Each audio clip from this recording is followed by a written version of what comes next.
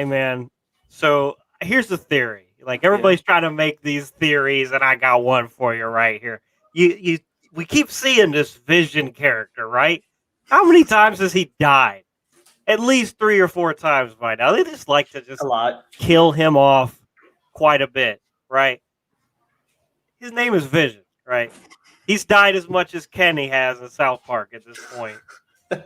I'm wondering if they're trying to foreshadow we keep losing our vision. And I think it's just talking about like Daredevil's coming soon. We go get some more Daredevil because he's blind, He's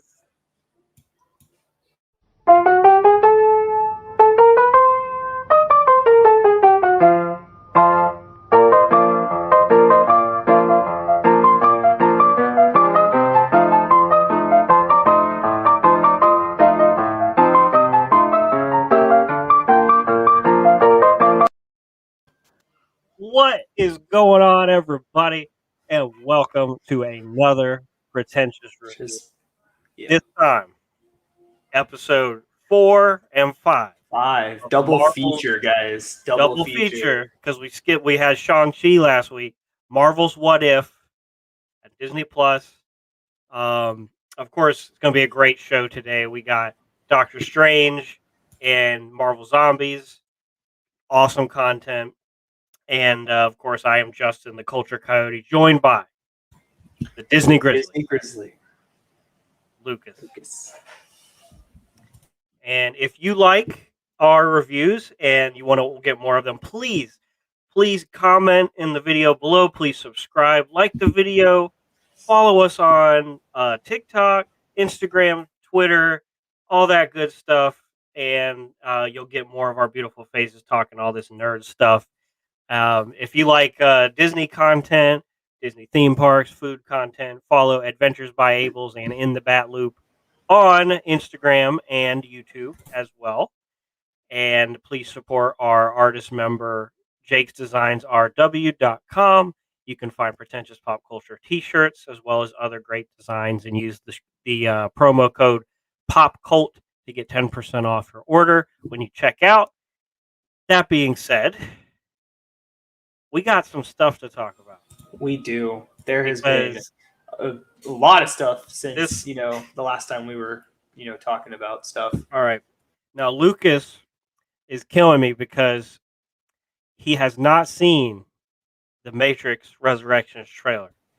I've been holding out for a react. I have cheated. I just wanted to react to it for everybody. He's gonna do it, and I might appear in the comments or maybe even appear on the video, but I have seen it. Oh boy, I've seen a lot on the internet. That's not a trailer that is making everybody happy, but it makes me happy. It is very up my alley. It is very weird, strange, and out there, and kind of it has the perfect song for the trailer. Jefferson Airplane's White Rabbit, one of the greatest songs ever written. And I'm really happy, really excited for that. And I think my excitement level is because I grew up really obsessed with the Matrix and philosophy and hard sci-fi like that. I think I'm more looking forward to this than anything, with Dune being a runner-up, and then, of course, Spider-Man. Which that's crazy because you were like hard pressed on Dune. Well, it's more or less like Dune. I found out that they're only covering the first half of the first book with this movie, so it's going to end sort of abruptly. But that being said, they just did the red carpet premiere, and unless this is some fake news, I read that there was a 6-minute standing ovation at the end of it, which has never happened before. So that's wild. Apparently it's pretty good. And yet IGN is going with their crap on their stupid reviews where they gave it like a really low score, where everybody else who reviewed it gave it a high score. I haven't seen any reviews on it yet, so IGN. I want to go in blind with Dune because I know Jack Diddle. So, and IGN's reasoning was that it ends abruptly, and it tries to do too much of what's in the book. But that when you're adapting a work of art, like Lucas and I, one of our favorite movies of all time is Watchmen, and that is a straight up 1-to-1 recreation of the graphic novel with a slightly different ending. but the It's an dialogue ending is that makes sense, actually. right.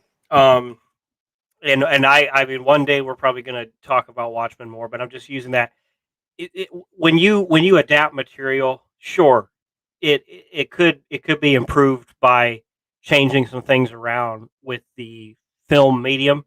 But if you're trying to bring something to life, using the source material that directly could really enhance the movie for the fans and make it come to life as is the intention of Dune. So I'm looking forward to that a lot. But Matrix, just the trailer really sold me. Just the strangeness, just the unexpected I'm gonna visual have to style of it. revisit the Matrix movies Mhm. before I watch this new movie because I watched them, but I know, like you said, you grew up with them, right? Like you, I that's what. watched the trilogy like probably 7 times between like the time I was 15 and the time I was like See, I didn't watch 25. Matrix. I didn't watch the Matrix until I was in my 20s. So Yeah. I knew all like the memes. I knew all like the iconic scenes. I knew like the name of like the two characters, Agent Smith and Neo. That's all I knew, right? So when I watched the movies, like I liked them, but I didn't have the. I guess can't say I didn't have the same appreciation as some other people have for them. So like I watched them and I enjoyed them, Right. but like I It's watched them all once. Let's put it that way. and I'm not in the crowd like I like all three of them equally. I think the first movie is there's a really good argument that the first movie is a better movie because it has a really good pacing, but I enjoy the entire story a lot. But it's like I found that it's one of those things that like when you're thinking about the Matrix after you see the movies, and the more you watch them, the more layers that you dive deeper and you discover about it. Like the Alice in Wonderland connection, very apparent the first time you see it, but the Yeah. religious connection, you don't really get that he's Jesus. Like he's like an allegory for Jesus to an extent. But then there's the other allegory of like spiritual awakening and enlightenment, and it just keeps going and going, like technology and humans having that dependency. Are we killing ourselves? Are we a virus? Are we what are we? And it's just all these questions that you can keep asking years and years after having seen these movies, and always have new questions, new thoughts arise when watching these movies. They're so good. Plus the action's great. Some of the CGI has not aged well, but it's still enjoyable to an extent. Um, all great kung fu action, great car chases. What could you? I mean, it's the best. It's that gold standard of hard sci-fi kung fu cinema, and I'm so excited for the new one. But back to that's pretty much all we got. We got some we got the confirmation of No Time to Die, James Bond 4 coming out, or 5 coming out in October, and got a trailer for that. We got I'm trying to think of anything else because before we get to the Marvel stuff, because boy did we get a lot of Marvel stuff. Well, Injustice. we do. Oh yeah, the Justice trailer came out. I did do a little quick react to that over on our TikTok or Instagram as well. I'm really excited for it. It's rated R, so Stunning. the video games itself Shocking. are rated teen, right? And they're from NetherRealm Studios, which are known for Mortal Kombat, and Mortal Kombat's a very gruesome game. Not very So PG-13 game no, there. not at all. So the Injustice storyline is not a PG-13 rated storyline, in my opinion. It's not. It's very brutal. It's very violent. I've read up to a year. I'm on year one in reading. I haven't read the comic books all the way through, but I have year one, volumes 1 and 2, and there's a scene in there where Spider-Man. Wow, Superman obliterates the Green Lantern Corps, obliterates the whole Corps. So does he pull an Omni-Man on the core? That's the level of brutality that Superman shows in Injustice. So the fact it's rated R, I have really high hopes for it. I hope it's really good. I have my fingers crossed. Animation style looks amazing. I like It the does. animation style. I saw. So if you go to TikTok, Pretentious Pop Culture on TikTok, you can find Lucas, the Disney Grizzly, reacting to the trailer, which I saw, he made a lot of points that I agree with. That yeah, the animation style is very crisp. It's like the previous movies, but enhanced, like the previous DC It films, but it enhanced. looks like I said it in the React. It looks like the new Mortal Kombat animated movies. The way the characters are designed. Yep. I don't know if you've seen those or not, or anything I about those looked I movies. looked up some screenshots afterwards. Okay, so they look like the same character designs, like the Yep. same like kind of blocky, very stylized designs, and that works because it looks like a comic book, and I like it, and it looks more like the comic book pages, so I'm Right. okay with it. Uh, something But else that we got going on, Spider-Man 2 dropped. before we get to all the Marvel stuff, I was gonna say Uh, we're having what are they doing another Haunted Mansion movie? Is that what's going oh on? yes, Okay. so in October, first off, in October we're getting a Disney's Muppets Haunted Mansion, which is the Muppets doing a Haunted Mansion like special. I'm all excited for it. We have Darren Cross. Darren Cross. Ah, man, I can't remember the guy's name. He's a main star, one of the main stars from Glee. He's actually in the special, but that's not what we were talking about. Sorry, I just segued out a little bit. But we are getting a live action Haunted Mansion remake, not a reboot, a remake. So it's a complete new movie. So Muppets and a regular Yes, non-Muppet movie. Oh, okay, cool. yes. So stars that we have coming into this movie confirmed right now: Owen Wilson, Rosario Wow. Dawson, and Tiffany Haddish. Yeah, Rosario's just coming full swing ahead into Hollywood right now. I Like like it. I like she it. she kind of went away for a while until she was on she was Claire in all the Marvel Netflix shows, but that was all I'd seen her in. Now she's Ahsoka in The Mandalorian, and she's going to have her own show. Yeah, Perfect fan choice too. The fans it asked for it. was. The fans got it. Now, if we can just get Sebastian Stan to play Luke We're getting Skywalker, fan choices as well um, for other characters in Ahsoka. You know that, right? no, but no. We're getting Mickelson's brother Well, as yeah. Grand Admiral Thrawn, Lars Mikkelsen, yeah. and we're getting Mina Masao as Ezra. So Yeah, they're really catering to fans for this one. Lars reprising his role that Yeah. he voiced in Rebels. So that's Anyways, best casting. the Haunted Mansion movie we don't know anything about. We just know that it's supposed to be actually like spookier than Eddie Murphy's more comedic role. Even though Why would they cast Owen Wilson and Tiffany Haddish if it wasn't going to be humorous? I'm sure we're going to still have the Disney humor that we come to expect from Disney movies, but I'd like to see a more maybe Curse of the Black Pearl style Disney movie. Yeah, okay. More where there's a little bit of humor, but it's mostly little, dark and serious tone. Yeah, exactly. I really like that, and I like that they're trying. We're going to retry because I liked the Eddie Murphy movie when I was younger, and I watched it again when I was older, and it's funny. It's funny to me, but it's that movie gave me weird dreams afterward. Not nightmares, Yeah. but just like weird dreams that Yeah. I liked it. That was really young for me when that came out. Like There's definitely aspects of that movie that I liked, and being a fan of the ride itself and like the lore of the story of the rides and the rides itself, but it didn't match up. So I wonder if they're gonna with the lore that Disney has built with their rides, I wonder if they're gonna pay more homage to that side of it or just try and rebuild its own thing. So as long as they write a good script, they cast a good cast, and they make a good movie. I mean, we saw Cruella was pretty decent, not exactly what we wanted, but pretty decent movie. Jungle Cruise was a decent movie. So I like Jungle Cruise. I mean, Disney is not like there was a time I think last year or the year before when like movies like A Wrinkle in Time came out where it was just like and Artemis Fowl was enjoyable, but it was still like I still haven't watched that.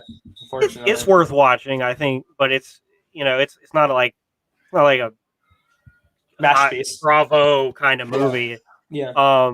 It's really Disney. I think they're earning that trust back that they can do stuff that's not just Marvel and still make it good. So we'll see that. Another thing too, this has nothing to do with movies, but just for all you kids that grew up watching Blue's Clues, I was brought to tears because Steve, the actor who plays Steve, kind of went on, I think, some promotional video where he did this like, "Hey guys, remember me? We grew up together. I left. I'm sorry I left. It was abrupt." And you should go look him up on YouTube. His message to his fans. It was very moving and humorous, and it was cool to see.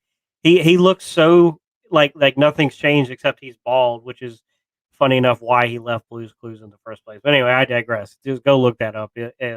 It's very touching.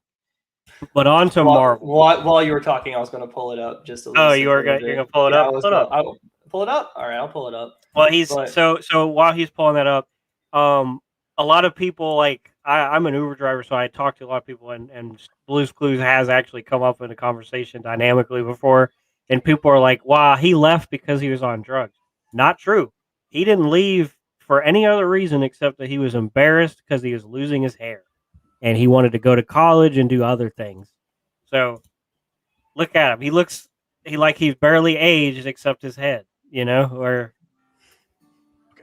You remember how when we were younger we used to I cried, run man. around and hang out with Blue and find clues. And it was really freak out about the mail and do all. Like I don't want you to play the whole thing, but like I'm not. Long. It's just this is big news. I'm leaving. On Twitter, Nick Jr. on Twitter. Got on a bus. It's for the 25th anniversary. See each other. Yeah, that's what you did this for. Can we just talk about that? I like how he's still talking Great. as if he's in the show. I realized that was kind of abrupt. That's awesome. That's awesome. Went to college. I relate. At the end, he says, What have we done? Look at what you've accomplished so far." And he says something like student loans, and I'm like, I can relate to that right there. I know you can. He says a lot of things that you can relate to. You grew up with him. Yeah. I remember this PC He's game. almost 50 years old. He looks so good for his age. What the heck? It's like 47. Man, he can get out of here. He was a hot dude in his 50s without hair. Okay, so he should never have been embarrassed. He has kept his youthful image. Anyway, but let's get back into the main event. We got Marvel stuff. Number one, Venom it was delayed, but supposedly with the success of Shang-Chi in the movie theaters, in the box office, which has done phenomenally. Number one rated superhero movie on Rotten Tomatoes with a 98% score. It also broke Labor Day weekend box office records during pandemic. No, but regardless of the pandemic. No, that's what I'm saying. During a pandemic. Yes. Yeah. So not like for the pandemic records, but like just records in general, even during a pandemic. So movie theaters are not going away. We're going to have this resurgence come back. Spider-Man's probably going to be this is probably like first base. Eternals and Matrix probably going to be second base, and Spider-Man's going to be that home run we need to really get the investors back on track with these movie theaters. And I'm really excited for that. We can wave goodbye to our HBO Max day one movies at the end of this year, even though Matrix is included on that. So if you still aren't comfortable going to the theater, you will still be able to watch Matrix Resurrections on a streaming platform. But Lucas, we also had a PlayStation conference this Thursday. Yes! What happened? What has got our Jimmy Jams in a twist with that conference? Well, I know we're in the middle of Marvel stuff, but the one that got me the most spiced up was the God of War Ragnarok trailer. I know we're in Marvel, and I know this is where we can talk about God of War. We can talk about God of War. Now that we're in the PlayStation talk, yeah. God of War Ragnarok has me feeling some kind of way. I actually so the reason we brought up the conference in general is because there was some Marvel announcements, but we'll get to that in a second. God of War Ragnarok looks and plays like nothing of that was surprising. It's as good as I imagined it to look that good. I imagined it to be that much of an improvement. So it just kind of met my expectations. Getting to see Tyr, the Norse god of war, and how tall he was, getting to see kind of the environment, all just that game is a 10 out of 10 masterpiece, and everybody agrees. Nobody's in denial of how phenomenal that game was. I was very impressed by that, but it wasn't the most surprising thing to me because every game they showed was surprising. But Lucas, before I get to those other games, what did you think of God of War? Tell me. You bringing something up? He's bringing it up. That's Tyr. Yeah, That's Tyr. That is Kratos, the god of war of Greek mythology. After he kills Ares, and this is Tyr, the god of war in Norse mythology, squaring up. just having like a little bit of a pissing contest with Kratos here. Now, granted, I like the Norse gods a lot, but like Kratos, he's gonna tear him apart if he has to. Like, you're gonna play as Kratos, you're gonna possibly just give that guy a whole new serving of hand sandwich or something. I don't know. I can't. Anyway. Yeah, Kratos is awesome. God of War is probably if not the number one melee combat simulator of all time, it's up there with the best. And then this is the image right here that everybody is upset about for some reason. I don't know why. Because he's fat. So throughout history, strong men, like warriors, this is the build they would have. And as Thor being like the brute that he is, the fact that he has a strong man's body, I love it.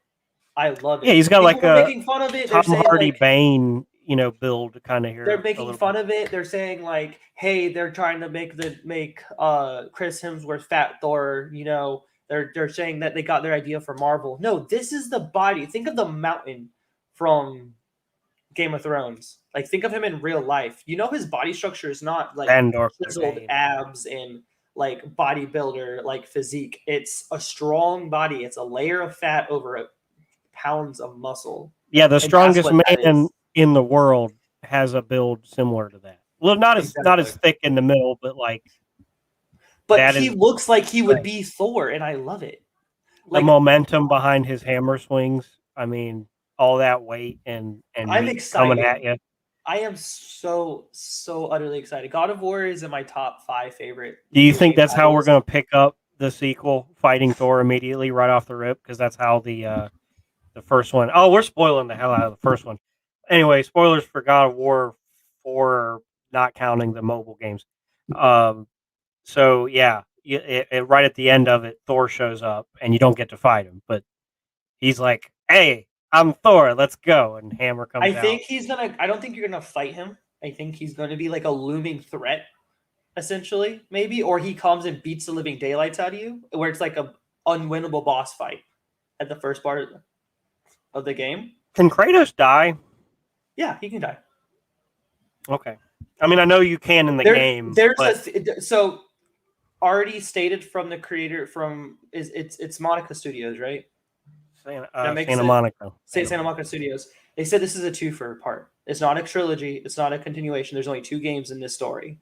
But they said in the Norse saga. So correct. Please give us Egypt next. Please, we've done Greek.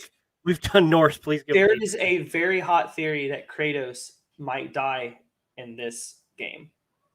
And we continue on the God of War legacy, either as Atreus or they introduced here.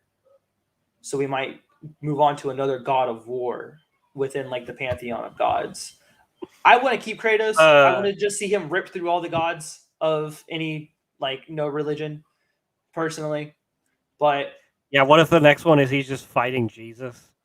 He's just Jesus. Jesus is like, I'm gonna turn water into wine. He just smacks he uses his chain whips to smack the wine ball over. Jesus is like, I don't want to fight.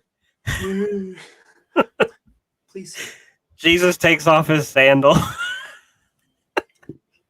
Chancla. Sorry. Yeah, no.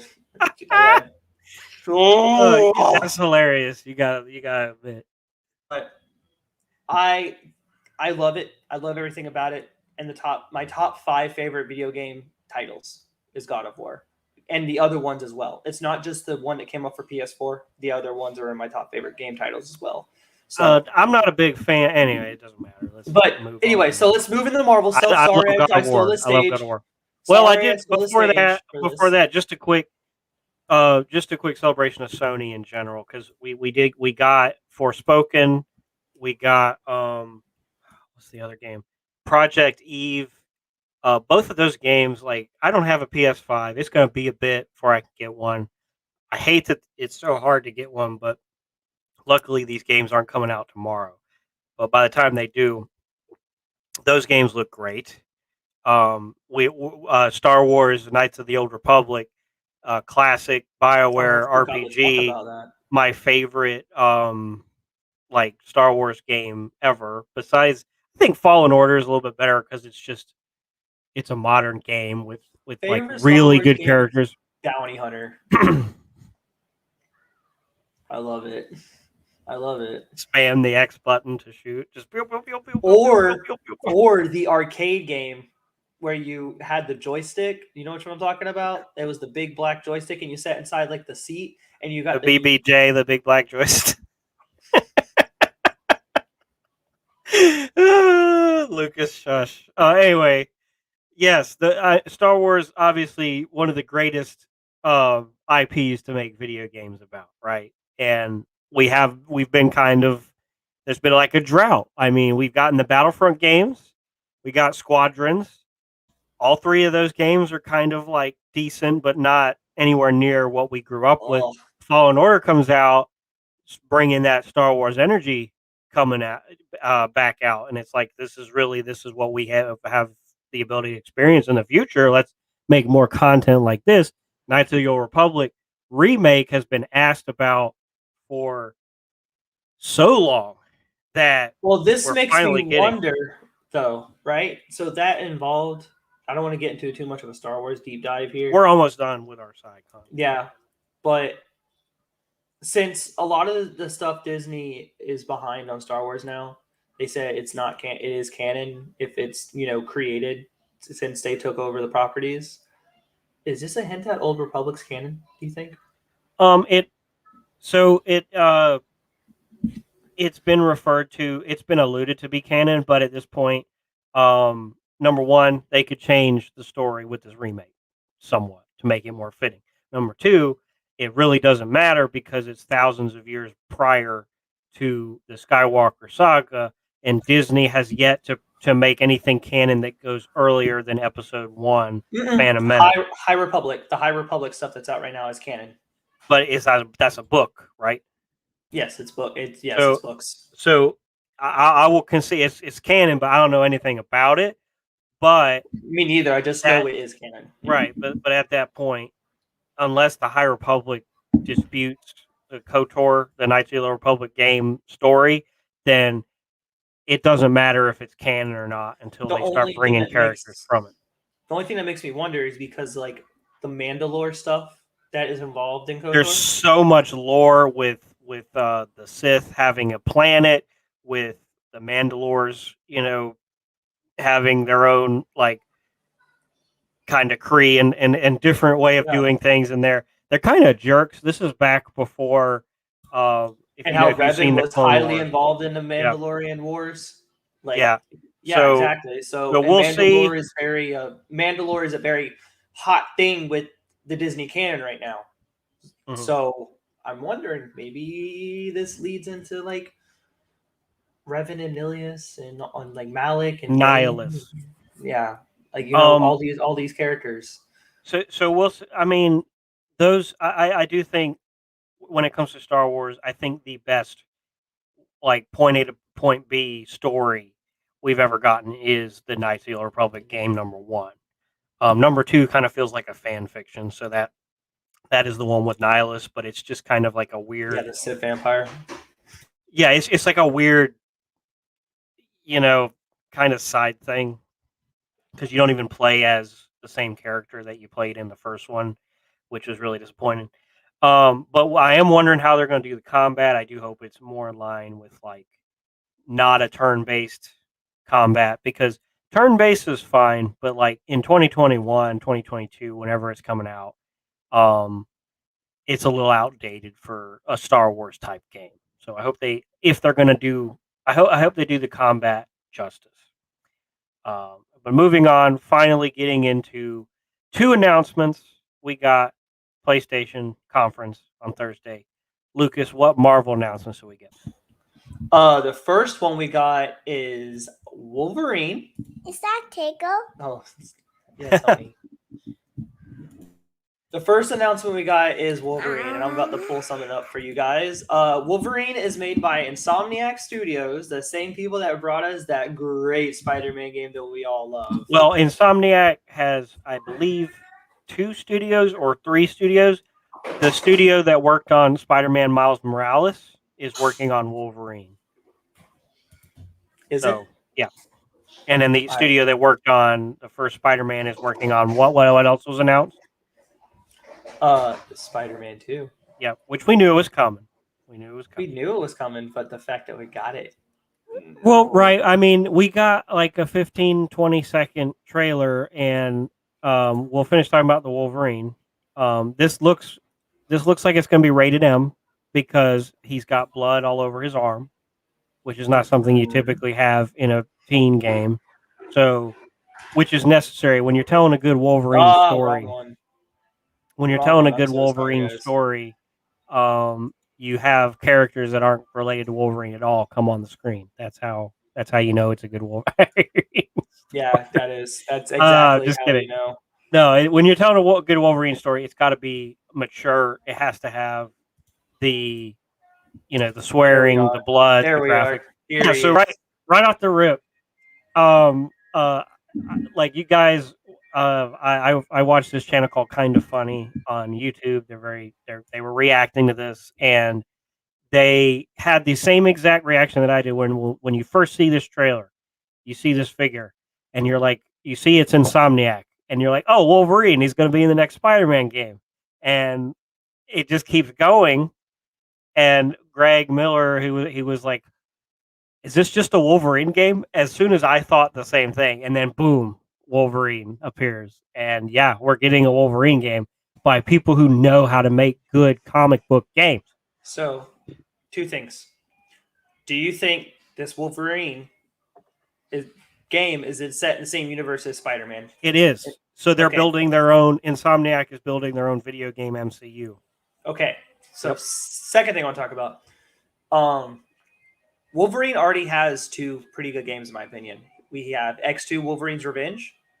Really like that game. That's the obscure one that I love. Mark Hamill played. It's super good. Yeah. It's super good in my opinion. If you have access to play it, go try it. Really good. It's very, very, very dated at this point. But yeah, I mean, if you like older games. Even though this movie was bad and it was a movie tie-in movie, X-Men Origins Wolverine Uncaged Edition is super good. That game's a masterpiece for what a Wolverine game can be. It is at the time. Good. There's so many questions we have, and going by those 2 awesome games. This is a PlayStation exclusive, so it'll be only on PlayStation 5. That being said, the graphics are going to be these high fidelity. You've seen Insomniac's first Spider-Man game, how impressive that was on PlayStation 4, and how impressive Miles Morales is on PS5. So with those tools at your disposal, you're going to make something really good looking. How's it going to play? Is it going to be an open world game? Is it going to be a shorter game like Miles Morales? Is it going to be, first off, who's voicing Wolverine? Are they going to bring back Steve Bloom? The classic. That'd be awesome. I mean, that would be awesome. He would. It would, and he would do it, and he's not that expensive, so that seems reasonable. But they could cast their own. Yuri Lowenthal and Steve Bloom. Yuri Lowenthal voiced Peter in their Spider-Man game. They've worked on multiple projects together, so they know each other. I don't see why Insomniac wouldn't get Steve Bloom, but maybe if they want something fresh, they could change it up. I think something fresh would be good for them. You don't want, but he's too iconic of a voice, and we don't have voices. Yeah, it would feel weird Yeah. The only iconic voice that I can think of in the Spider-Man world right now would be someone who we're going to talk about in a little bit, who's not even actually, we haven't even actually seen what he can do yet. So, but what I want to see from this game is comparing it, since I said X-Men Origins Wolverine Uncaged Edition. When you fight in that game, when you take damage, you see the damage and you heal up over time. Whereas in the other Wolverine game I talked about, you don't see that. You just, you heal back over time. So I hope they'll definitely do that. They will do which that. Which will be phenomenal. They will do that. They will probably have, because of the collision, the particles and the physics that they're allowed to have with this 16 gigabytes of RAM or however many RAM. It's a lot in the PS5. They'll be able to probably make damageable clothes so that your clothes will get damaged and you'll see the like actual damage healing up while your clothes remain. I don't know. They know what they're doing, Lucas. This is Insomniac. Do you want to see a more obscure villain being played out within the Wolverine game, or do you want, like, because take Spider-Man, right? Granted, we had Dr. Octopus as the final boss, right? And we had him in the main storyline, but the Negative Man isn't is an obscure villain, and he was a pretty big part of that game. So he was the boss of the first half of the game, whereas Octopus was the boss of the second half of the game. Exactly. That game is so perfect in how they executed that, and then they used Silver Sable as well as all the DLCs, and then Hammerhead as well. Hammerhead was the big bad finally, and all that. Like, who are they going to do next other than Venom and Norman? I mean, and we're gonna talk about that because I know exactly. Spoilers. Yeah. So Wolverine, Omega Red, probably we should. You want we should Omega probably Red? get. Yeah, because they hinted at Omega Red in the X2 Wolverine game where he was there, but they never did anything with him. And I mean, Sabretooth. I mean, granted, if you're going for like classic Wolverine, you're going to go with Sabretooth, but like we've seen that before. We don't want that. The funny thing is, they could also put Deadpool in it because of X, like the Weapon X project. Weapon X, yeah. I don't want Deadpool in this Wolverine. Oh, I don't either. I want a serious game. I want a serious game. Yeah. I want a very compelling story because maybe in a sequel. Even though Wolverine was made to be like the edgy, grungy character for Marvel, it was like the response to like Lobo, like kind of like how Lobo was like the DC's Wolverine, because Wolverine came out first and everyone likes those like edgy anti-hero-esque characters. It's funny because like now, but he has really compelling stories, and I hope we touch base on those. And it's like my wheels are spinning in my head because they, Insomniac's proving that they can do more than just one superhero.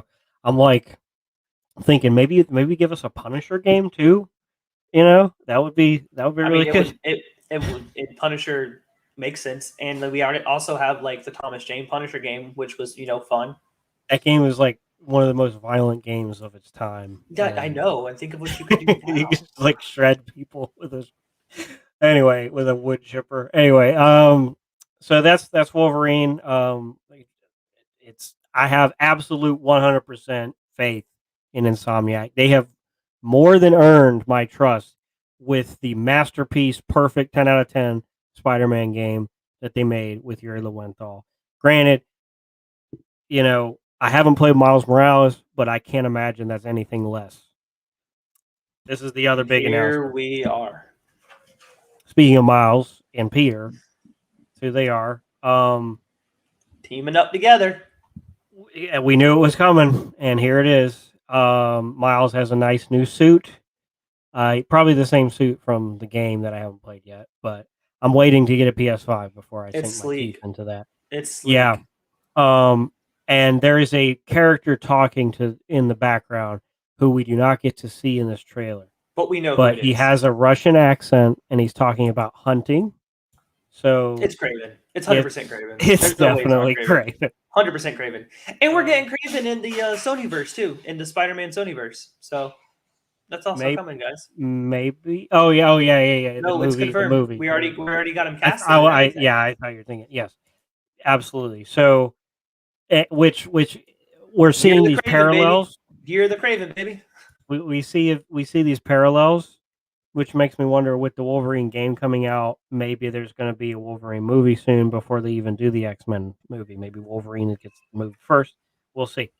I mean, it would be fun. It could be a way to explain it because he is one of the, besides like Apocalypse, of course, he's one of the older living mutants. That's mainstream to segue mutants into the MCU.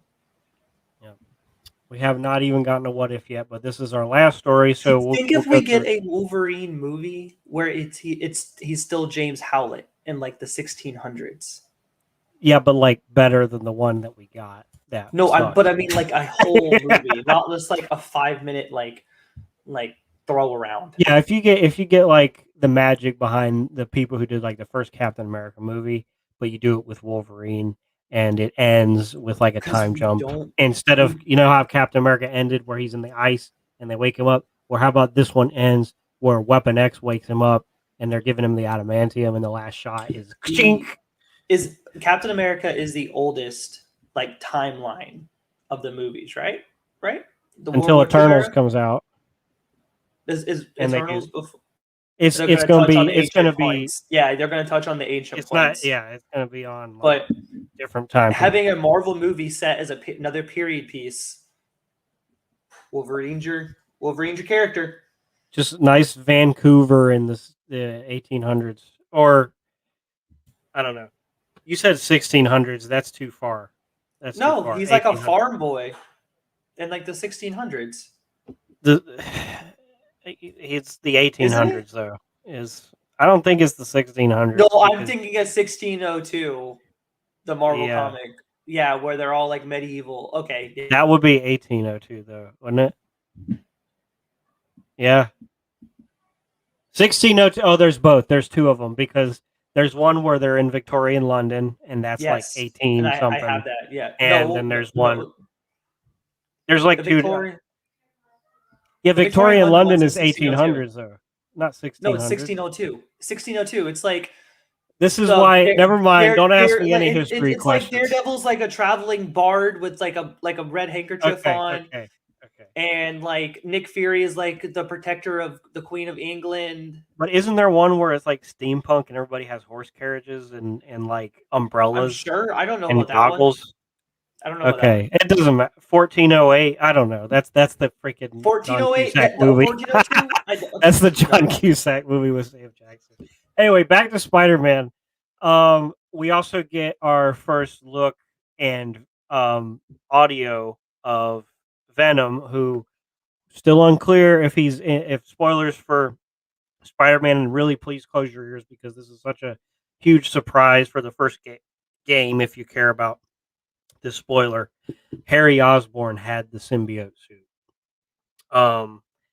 And we're wondering, is Venom still Harry here?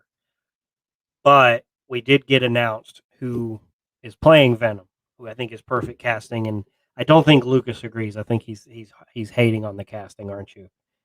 This Tony Todd is playing Venom, and Lucas was just like, I hate that guy. He's a terrible actor, and I never want to see him in anything. Why are you lying so much?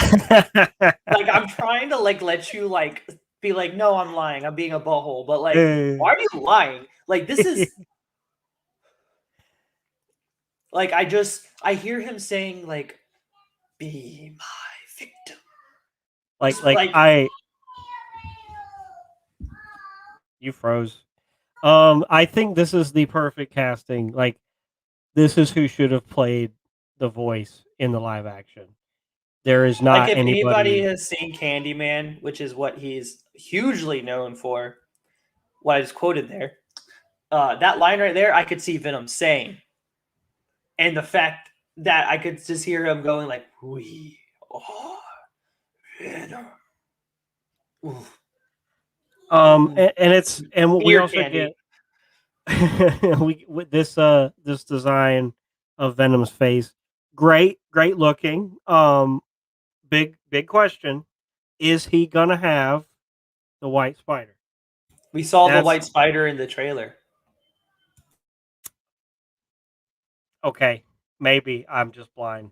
Maybe I got the Matt Murdock Like syndrome. when the trailer's happening, and then when they segue off of Venom's face, it's the white spider that comes up, and then Spider-Man 2. And it's on a black background. But it's on a black background. It's not like red on. It's not. It's also not shaped like the same white spider on Peter's new costume.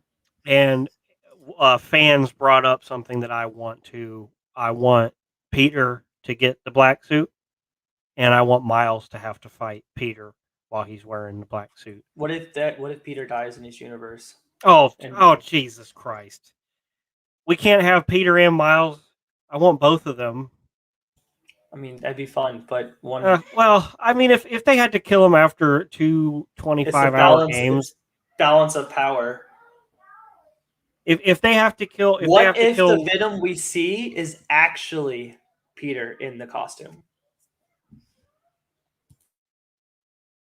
Also, I just want to point out that Venom, the way he looks, is very Todd McFarlane. I want to see the body on him. If he's like ultra muscly and huge, then I'll retract that muscle right here. If he's like, you know how they designed Venom, like the original design of Venom, like he looks more like a predatorial like monster, not like an over buff like physique Greek god. Like he looks more like the Predator from the Predator movies, like the way he's like built. He's not like a mountain of a man. So the Predator. Think of the build. Think of the build. Think of the build of the alien. Not that big. But that's the way the original Venom was designed. But progressively as the years got on, he just got more and more bigger, like Hulk-sized almost, with how like muscly and like oversized he gets. So all I know is my favorite Venom is the Venom from the 2000s Spider-Man game for PlayStation 1. The not Tobey Maguire one, the one where Stan Lee narrates the entire time. Do you remember that game? The Ultimate Spider-Man? No, just it's an old Spider-Man game. I do know. The first boss is Scorpion, and yes. I do know what you're talking about. It was so bad, but so good. You could get a suit that turned invisible, but Venom was just a fun, happy dude. Like he wasn't a bad guy. The one for me is Todd McFarlane's original design. That's my favorite design. But my favorite telling of Venom is in the Spectacular Spider-Man cartoon show. I really like the way they did that show, and I'm really upset it got canceled. But that's what came out this week. We are really excited for all of that. But that's a lot to download, clicked guys, on this video. If you're still here, huge week. Yeah, huge if you're week. Still here, sorry. We're here to have that discussion. So hopefully they will be forgiving. We'll probably add some like little timestamps in the description later on where they can get to the review. Because right now, we skipped last week because we had the marvelous Shang-Chi to watch and cover in theaters. And until our schedules are more free, probably only able to do this one review a week. So here we go. We're going to start off with episode 4 of Marvel's What If.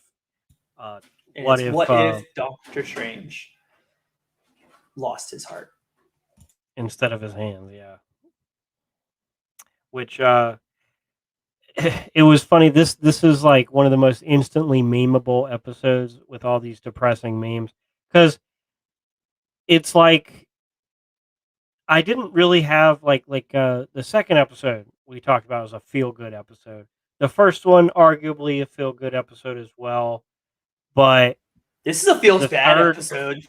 Yeah, the third episode was trying to be that, but it was like we just didn't care enough because it wasn't that impactful. This one told a really good story that gave you the feels, and in 30 minutes. It did what you said you liked about the What If shows. It gave you like a very small snippet of an established story and then flipped it on its head. Yeah, and it started off number one, we didn't get the movie redone. We did not get the movie redone. We got a recap of what had already happened, and then how it was different, and then, like you said, completely new story, completely unrelated to anything that we've seen already. That's what What If has the opportunity to do. Retreads are okay, but like I'm interested in the new and bold and different, where episode 2 of What If really gave us that. This one, very, very, very self-contained, very only really mostly Steven focused. Not a lot of other characters in this, mostly Steven dealing with his internal struggle of the tragedies that happened to get him to where he was.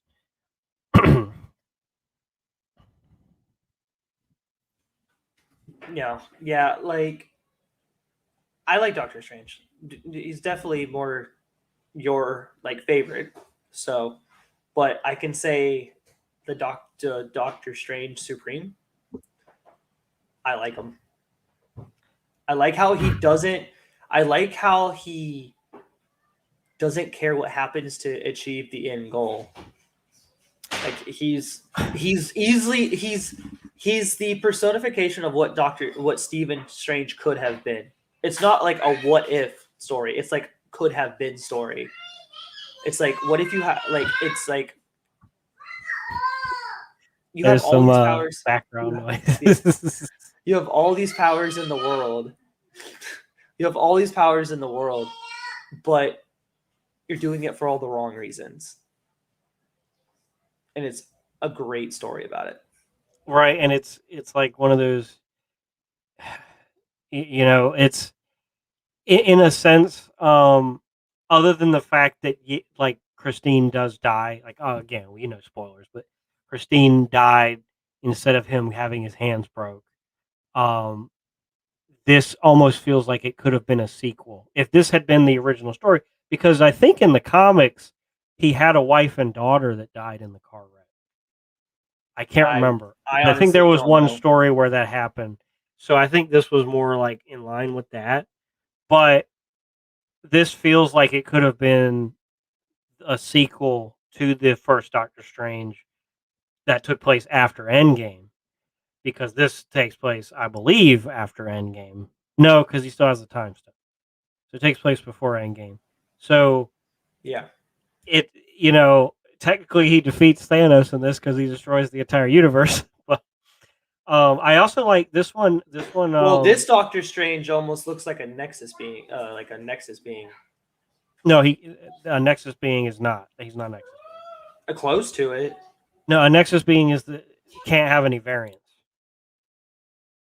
So he can't be Doctor Strange. Cannot be a Nexus being. Not even Kang is a Nexus being. Well, at least a mega level. Then like an omega level threat. Then. Okay, arbitrary term utilized. Okay, I don't know. That's a term used for. I know it's probably used, but like it's not really pertinent. I don't know in your head canon, sure, but like he's very bad. He destroyed an entire universe. This is like this would have been cool to have like a Doctor Strange sequel where instead of fighting like Dormammu or Shumagorath or Mephisto, he was fighting evil Doctor Strange himself and having an internal and external conflict, which we get to see in 30 minutes. It's cool. We get to see that. This is, does the thing that Marvel has not done yet until granted, you can count the previous episode, What If Earth Lost Its Mightiest Heroes, where all the heroes died, but then we end with Captain America's coming back, Captain Marvel's on Earth, and who else was still alive? There was 3 heroes at the end of it that were still fine. Yeah, so everybody was fine. Like yes, the heroes died, but things were going to be fine because we still had some people left over. And granted, Spider-Man's still there. Doctor Strange is still alive. So it was still somewhat of a hopeful ending. Was there hope in the end of this one? There wasn't nothing at the end of this. There was no. This was the first time we've ever seen a serious thing where the ending was actually bad. Like not bad as in bad quality, but like horrible, like a tragic ending. This was actually a tragic Like, ending. I didn't accept that episode was over. You watch the credits going, what happened? What happened? Yeah, no, I just sat there watching it, like mouth open, slack jaw, stunned, shaken, stirred, flipped over, reshaken, poured into a vodka drink, and then drank back up again. Like, I didn't want to accept it. I didn't. And for argument's sake, we'll call the mainline Doctor Strange that we know that is in the movies. We'll call that 616 because Mysterio calls that Earth 616 in Spider-Man Far From Home. So we'll just call it 616. So 616 Doctor Strange, he's had a slightly like very, very, very minor character development. He is mostly the same person that he's always been. He's just doing things for different reasons, but he still has the same exact personality. Whereas Tony Stark, who is very similar origin story, Tony began to feel like everything was his responsibility and he had to fix all of his past mistakes. Doctor Strange, yes, he is doing things for the good of mankind, but he's also doing things for the stroke of his own ego. Yeah, he's still a very arrogant human being. He wants to prove to himself and everybody else that he is the best. And this episode is the first time we've seen him not doing that, where he just wanted Christine back.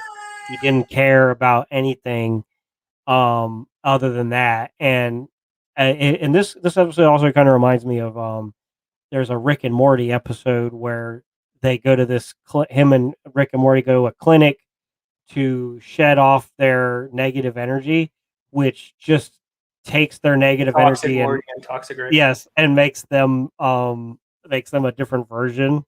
And so this was like toxic Doctor Strange. So there's like two different versions. Granted, they made it very obscure because it was almost like that was happening in a different universe because evil Doctor Strange was in the library for thousands of years, whereas, or at least hundreds, whereas this Steven, the other Steven, was just modern day Steven going to fight him.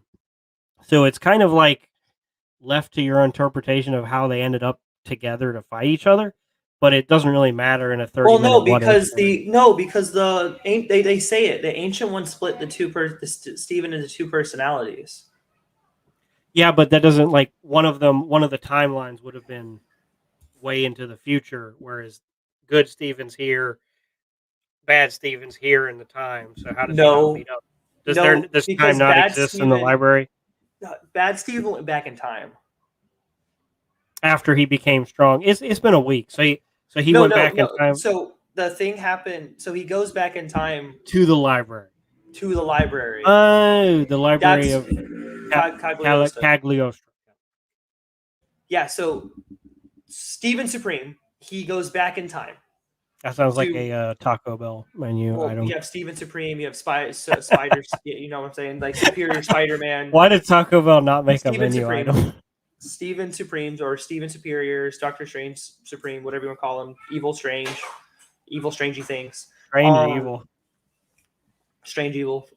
He goes back in time to the library Cagliostro. That's why he has a time stone. Remember, he uses a time stone. Okay, it makes sense. And yes, he's got the time stone. So never mind. All explained.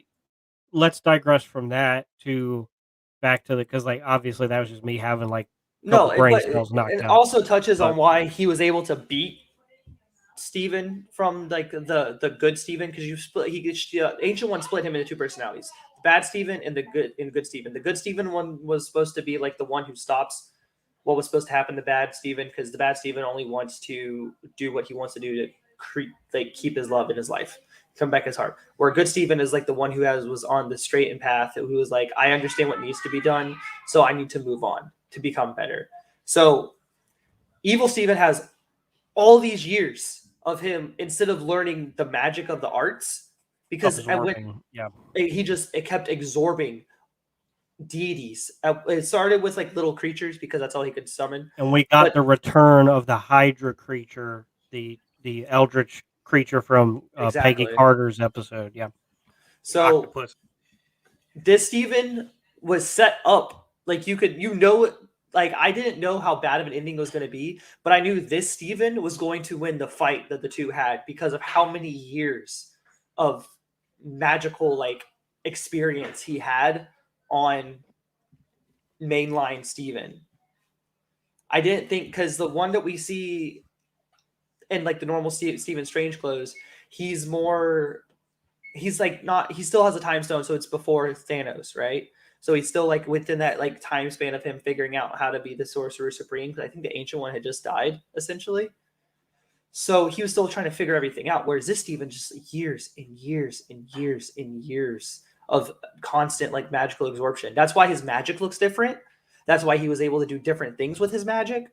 And it's not shocking that Stephen Strange would be able to have the mental fortitude and willpower to sit there agonizing and suffering for years and years and years through the absorbing process, because we've already seen him die horribly over and over and over and over again to defeat Dormammu in their little Mexican standoff at the end of the first Doctor Strange.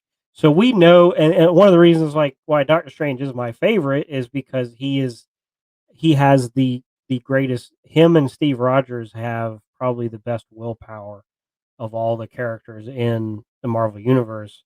But Strange's willpower is just, a little bit more dark, and less genuine, less wholesome. But it's just, he is willing to do whatever it takes, even if his motivations are completely out of whack. And that being said, I like, we haven't really touched on the animation. Really great animation, especially on Christine. My mom joked that the animated version of Rachel McAdams looks better than the live action version of Rachel McAdams. It was weird seeing Benedict Cumberbatch again without his facial hair in this. But as soon as he got his facial hair on, Doctor Strange is, I think, one of the best looking animated versions of his live action counterpart. I think the runner up we'll probably talk about. Yes, that looks just like. But that's Sorcerer Benedict Supreme. That's Sorcerer Supreme one. Yeah, still Benedict Cumberbatch's likeness, but going from there too, I did want to touch on kind of future spoilers for the next episode. I think Sebastian Stan's White Wolf look of the Winter Soldier in the next episode is probably the best looking live action transfer to cartoon or animated. But I thought everybody looked great. The Ancient One looked great. I liked the new character that we got, whose name I'm forgetting in the library, but he is played by a voice actor I know from Mass Effect. He played Javik in Mass Effect. Really great voice actor. I loved hearing him do something else. And I liked that we're getting new characters we haven't seen before.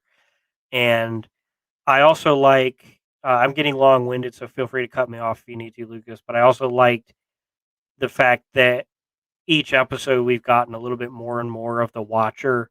And so from whether that's silhouettes, voiceovers, or whatnot, this one, there is moments where we actually get to see his face talking talking to the character. This universe got so screwed that the Watcher showed his face. That's the thing.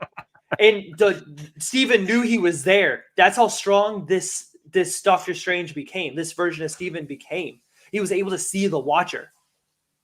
And then the Watcher comes in and he's like, "You are selfish. You don't deserve this. You know what's coming and you caused this. Goodbye." He says, "Sorry, not sorry." Which I wonder if he was able to protect himself too. So this Strange is strong enough to be able to protect himself from a destroyed universe. He's able to cocoon himself into nothing, cocoon himself into nothingness. There's nothing left except for him in this universe. Also, since you brought this screenshot up, what a great fight that the two of them had at the end. It was short and sweet, but by golly, like, again, magic in Marvel, like superpowers in Marvel are a lot of the time boiled down to hand-to-hand fights or doing this with hand beams, little hand beams coming out. That's not that fun, right? Wanda doing these things, a little bit cooler. No, Sometimes she looks really cool, but when Doctor Strange does different spells that have different effects, and you get to see those effects, how they're utilized, you get to see his cloak, you get to see all these different elements combining together. This is like, I remember like Harry Potter, probably the worst choreographed action for the most part, because it boils down to people doing this, holding a stick, like doing this thing right here where and then energy's coming out and they're just kind of standing there. That's no fun. So if you want to have an actual sorcerer fight, do something like this, because this was awesome. This was a bunch of cool powers being used, each trying to one up the other. I can't find a good still. I know. But like, would you agree? I was blown away by the animation for the magic and like what they could do for this episode. The movements didn't seem too super funky. Hey, Jake's in the comments. What's up, man? That was Cagliostro. Caggy. Oh, the guy. Oh, Obenye with two different irises. Obenye. Cagliostro's real name. I know I was late to answer. But what's up, Nick? Like the animation for this episode was stupendous for me for the actions. For the but I think this was probably the most balanced in facial features and action. Yeah. And everything else. Like the movements sometimes when they're like doing like normal movements are still kind of like finicky for me. Like just like walking or like, moving back and forth. They're a little finicky for me personally, like watching it with my eyes. But the fight with them, ooh, spicy. Like I love that this Strange, that's just that Strange Supreme Sorcerer Supreme Strange had a black and red magic scheme, because we're so used to magic in the MCU being gold. Have you noticed that? It's a very gold theming, except for Wanda and Agatha's purple and red. So I like that this Strange had a green when they're using the Time Stone as well. Yeah. Well, the Time Stone's not really magic; it's more celestial like power. So difference. But I liked how this Strange had a more like it looked evil. It wasn't the same thing. He wasn't using like the signals. He wasn't using like the hand signs. He wasn't using like the ropes that they would use. Like it's like energy beams and like fire essentially, and it looks amazing. Yeah. And we also got the evil Strange using his, like, as you can see in this shot, all the eldritch powers that he's absorbed kind of popping out, and like he, just showing that he's a grotesque monster. One more thing, a couple more things. The environments. I think the best environments we've gotten with What If episode 2, obviously with Star-Lord, T'Challa, great space environments, all these new places we've never been to, the bar, the collectors, different spots that we got to visit, all these new places.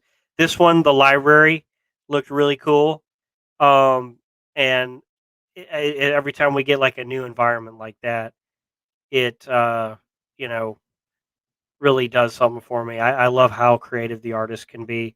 Also, like the story of this, I think this is the best script. Like if you're comparing scripts of each episode, it looks like this one, a script of a movie. That's like you said, like it's a perfect script. Like it looks like it could be like a movie. Yes, and it's like this one has the best writing. Like as far as like the plot, the dialogue, what's actually happening, how it's resolved, how it's built up, how it's paced, because it starts off with this, the big question is, what if Christine died? And it's kind of jarring because their relationship was never that fierce in the first movie. They seem like an on again, off again fling. They didn't seem like so, but in this one, they're like, hey, this is a universe where he wasn't a jerk. He was actually a nice dude, and so he made it work with Christine. Then the tragedy of losing her, not him being a jerk, not his like coming to terms with his own hubris. This one is no, he just wants Christine back. Can't Yeah. get her back, but learns magic, uses magic because he's a good guy already, and having to reconcile his suffering. And it's one of those questions like, why do I have to suffer? I just saved everybody. I can't at least have Christine. Like, didn't I earn that by saving the universe? Like, I died like 15,000 times It's for just Dormammu. 100 times Yeah, more than what he went through in the main timeline. I yeah. mean, like, it's So like, I suffered so much. Why can't I have my hands back? yes, but he decided at the end of that he can deal without his hands. That he can only because he has to like a refresher for the movie. He could totally heal his hands, but he would not be able to use magic. So he has to use all his magic to either heal his hands or just use the magic. I think most people would pick magic because magic's cool. And hands, magic can fix hands, and Hand. So yeah, but at this one, he doesn't really have that, so he's not burdened by anything but the loss of Christine, which he really truly believes I can get her back. But because just like in the book, The Time Machine, the whole reason he becomes Sorcerer Supreme is because she died. So if he fixes her from being dead, then he would never have had a reason to become Sorcerer Supreme. So he just keeps reliving that same loop over and over again. In this universe, her dying is part of like the grand plan. Yeah, there's nothing he can do in the past. She just keeps dying no matter what happens. It reminds me of like the game 12 Minutes, which is really cool. It's just another time loop where no matter what happens, the same thing's always going to happen. No matter what you change, the same outcomes Groundhog occur. Day, Happy Groundhog Death Day. Yeah. Same concept. So and it's good. I mean, and granted, we get that, but the pacing of this episode, that could have been drawn out a little bit more. This could have used another 15. All of the episodes, for the most part, could have used another 15 minutes to really dive TVA deep. have come to save Christine. Yeah, they could have really used that extra fluff to kind of let us linger. But we get past that, and then it becomes just good versus evil Doctor Strange, and of course my favorite part is when he finally does successfully initially save Christine while the whole world is being destroyed because He of is the paradox. because Yeah, creatures because he is exploding from him. yes, he has turned himself visibly grotesque, and she can see that, and she rejects him, which is like it's the monkey's paw. Be careful what you wish for. This isn't going to go and he actually says that in the Spider-Man trailer. So like, just all the irony here, and of course, ultimately destroys the entire universe, making the darkest possible scenario. Like this, there is not much darker you can be than destroying trillions upon trillions upon trillions of lives because of your own hubris and not even gaining what you sought out to do anyways, and ultimately being destroyed. I think the thing that gets me too is the Watcher's basically like, even if I could help you, I wouldn't.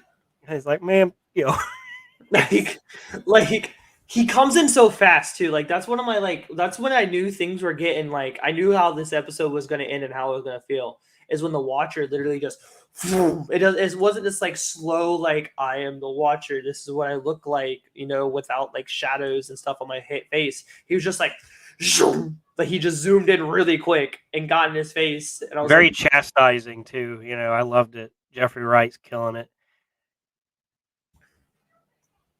All right, so Justin, Scores.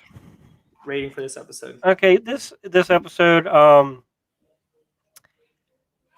it's hard. Like I'm not going to give it a 10, because it just I don't think Benedict Cumberbatch is acting at the towards the beginning. I think he could have been better. Like he's not used to voice acting. We didn't really touch on the voice acting. He's as not much. he's not very good at the line delivery. Like he's fine, but there are parts in this. Oh no, he did a really good job for Smaug.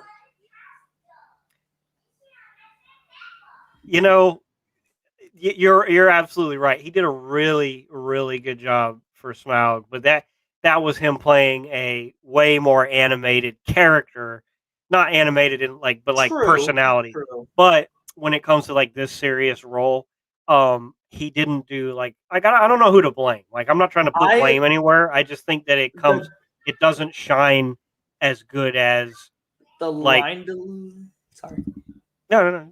The line delivery for Benedict that I didn't like was him playing like the good Strange. Yeah, like the beginning of him playing like the new iteration of Strange. I think he did great. Like I felt like the tear in his heart. I felt like the emotions that he was dealing with. Yeah, towards the end of the episode, he found the it works. But like when you first hear him and like for the first few minutes of the episode, it's kind of like he found the Joker's laugh, essentially. Is that actually Benedict Cumberbatch?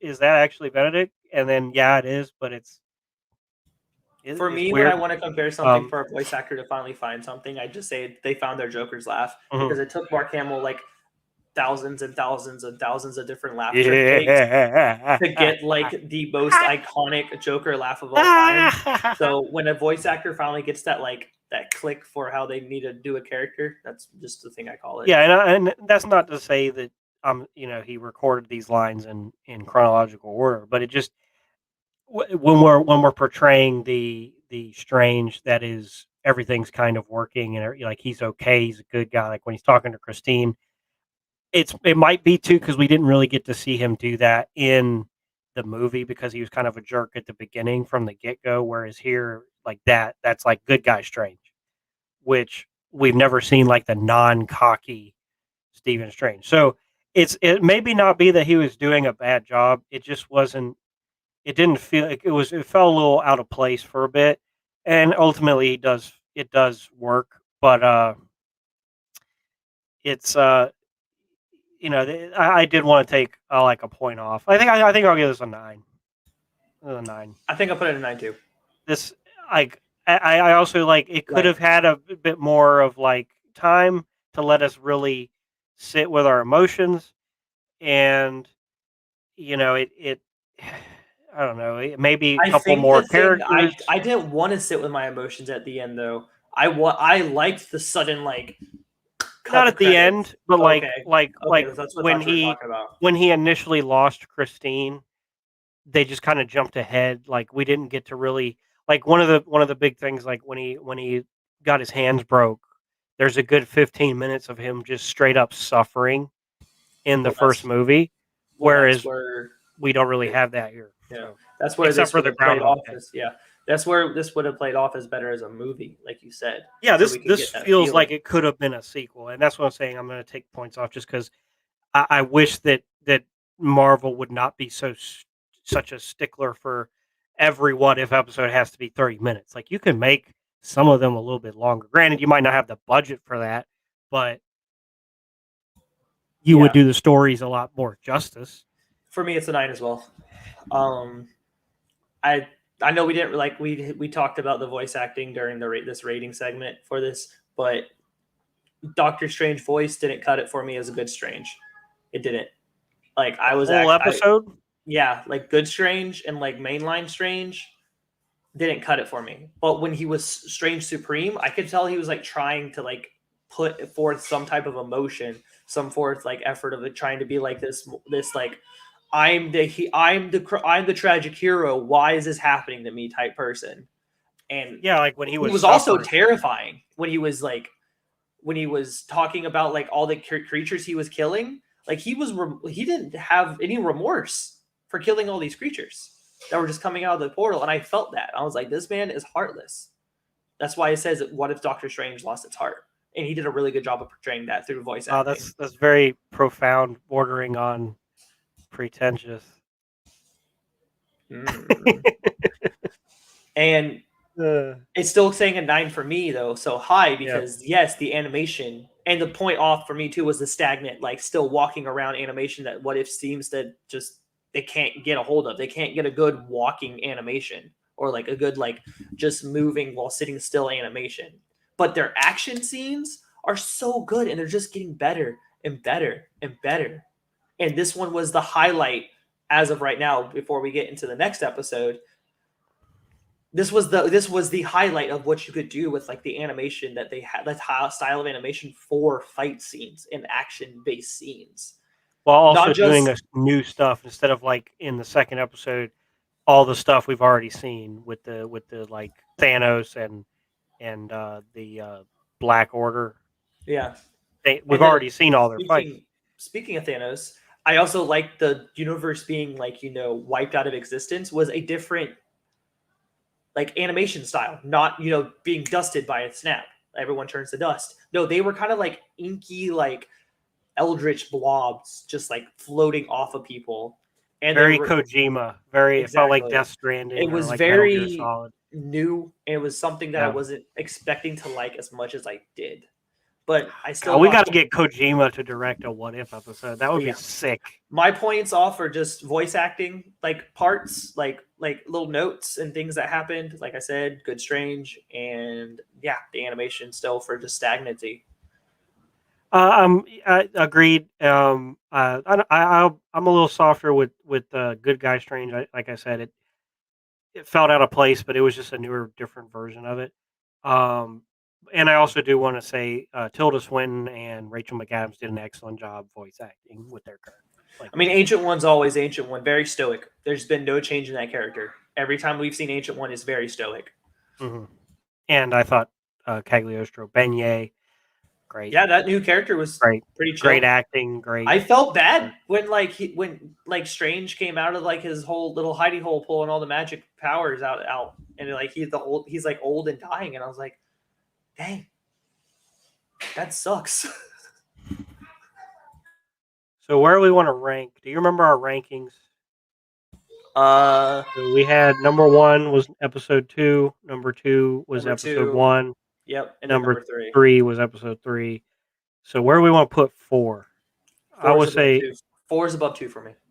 I would say, so it's your ranking is episode 4, 2, 2, 1, 3. This is your favorite episode? As of right now, yes. Okay. I don't remember your rank for the second episode. But I would say I still like the second episode better. This is I think I put 2 as 9 too, a 9 as well. Okay. I think I did 10 for 2. I think I put it as a 9. So yeah, 2 is still my favorite. This is my second favorite. 1 is, so what is Jake? 5, 4. Well, I am a sucker for dark storytelling. Oh, Jake is skipping ahead here. 4. 2 is your second to last, Jake? Wow. Okay. Surprising. So let's get into that's where we have right now, but that's not factoring episode 5, which is What If Zombies? That's just it. This is the zombies question mark. Very basic title. That's all you need.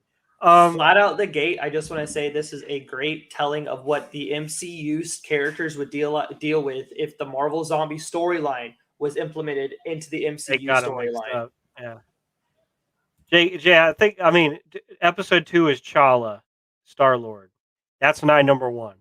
So, I mean, obviously you're saying 5 is your number 1 here. So zombies, right? So this one, very cool. Just a very quick recap. Very quick. So, oh wow, he put Strange down really low. No. Yeah. Oh, so he liked Peggy Carter better than this, but like still, there's only 5 episodes. It's not like the first. I would say 5, 2, 1, and 4. Very very similar quality, different. I could see your argument for any of them, but the third episode where all the Avengers died is just kind of dumb and pointless, in my opinion. Not horrible, but just like not something I want to watch. All I'm gonna say is Hank Pym does not need to be involved in storylines ever. Yeah. So, and speaking of Hank Pym, so Man's a Marvel bubble. Zombies. We picked this off. This is where we get into. This is another retread of a story, and this time it's Infinity War. And it's right. The Hulk gets yeeted by Thanos, or technically the what's his name? Bifrost. Not that's the bridge. The dude who has the Bifrost. Heimdall. Heimdall. Yeah, Heimdall yeets him. Yeets him to Earth. He lands in the Sanctum. Ain't nobody there. Nobody there but the Cloak of Levitation just kind of hanging out, just chilling, like waiting. He's probably new. That cloak is pretty clever. He's like, I'm just gonna wait on Bruce. The Cloak is the best character in this episode. What are you talking about? He's so big, so amazing. So useful. So anyway, Cloak of Levitation helps out Banner. They go outside. And who is out there? Who does he meet? The first person? Is it Janet? I think it's Janet, right? No. The first person he meets is Tony, and he meets No. Those Strange are zombies. Those are and zombies. Wong. Those are zombies. I'm talking about the first person that's not a zombie. Wasn't it Janet? Janet Van Dyne? I think so. Either the Janet Wasp? or yes. Yeah. Yes. So anyway, the Black Order comes out of the portals, but it's just Banner and the Cloak, and they're doing the Thanos thing, where they're doing the Infinity War entrance. Spider-Man, that's right. So, he does meet the Wasp first. That's what I was trying to think. But before that, the portals open up, and because he still won't turn into Hulk here, Iron Man and Doctor Strange and Wong, same characters from the beginning, they come out, but it's all smoky, and they start fighting the Black Order, but they're fighting them a little too aggressively, which Banner realizes. And yeah, they're literally eating.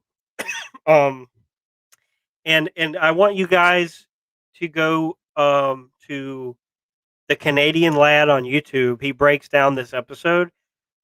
There is so much in this episode that is well done that you would miss if you're not really paying attention. For instance, Ebony Maw says you will be wiped away by the hands or something. He uses the word hands, and right as he uses the word hands, a portal opens behind him, and Iron Man hand sticks out. So it's like they timed it perfectly for that, and he just repulsor blasts him. No, I know. There's there's a lot of things in this that you wouldn't notice. Like watching the Canadian Lad break it down, it was like, oh wow, they really did this episode pretty well. And hold on. So we get that, and they're zombies. They have a little fight. Lucas might remember more about this, but they go. Ultimately, it's revealed that the zombie outbreak happened from. Oh, by the way, these zombies that are superheroes, they have their same powers. They're fighting like they've been fighting for years. Well, it's the. I don't know if you've ever read it or know about it, but it is 100% the MCU's interpretation of the Marvel zombies canon. Because some of the zombies could talk and none of these talk. So that's the only difference. That's why I said it's like that's a huge difference. MCU. It's still, like I said, like what. We'll get into that. We'll get into that. Okay. Not yet. We'll wait on that. But I just want to keep it contained because, like, the zombie virus, it's the meme is like if Marvel needs to figure out something with science, they just use the word quantum to justify it. And this is a 100%. Quantum virus. This is a quantum virus. Even Ant-Man says that in like the second movie. He's like, y'all just use the word quantum for everything. But yeah, so not Janet. Her name's not Janet. Who's the Wasp's daughter? Is it Janet? Janet is her mom, right? I'm forgetting.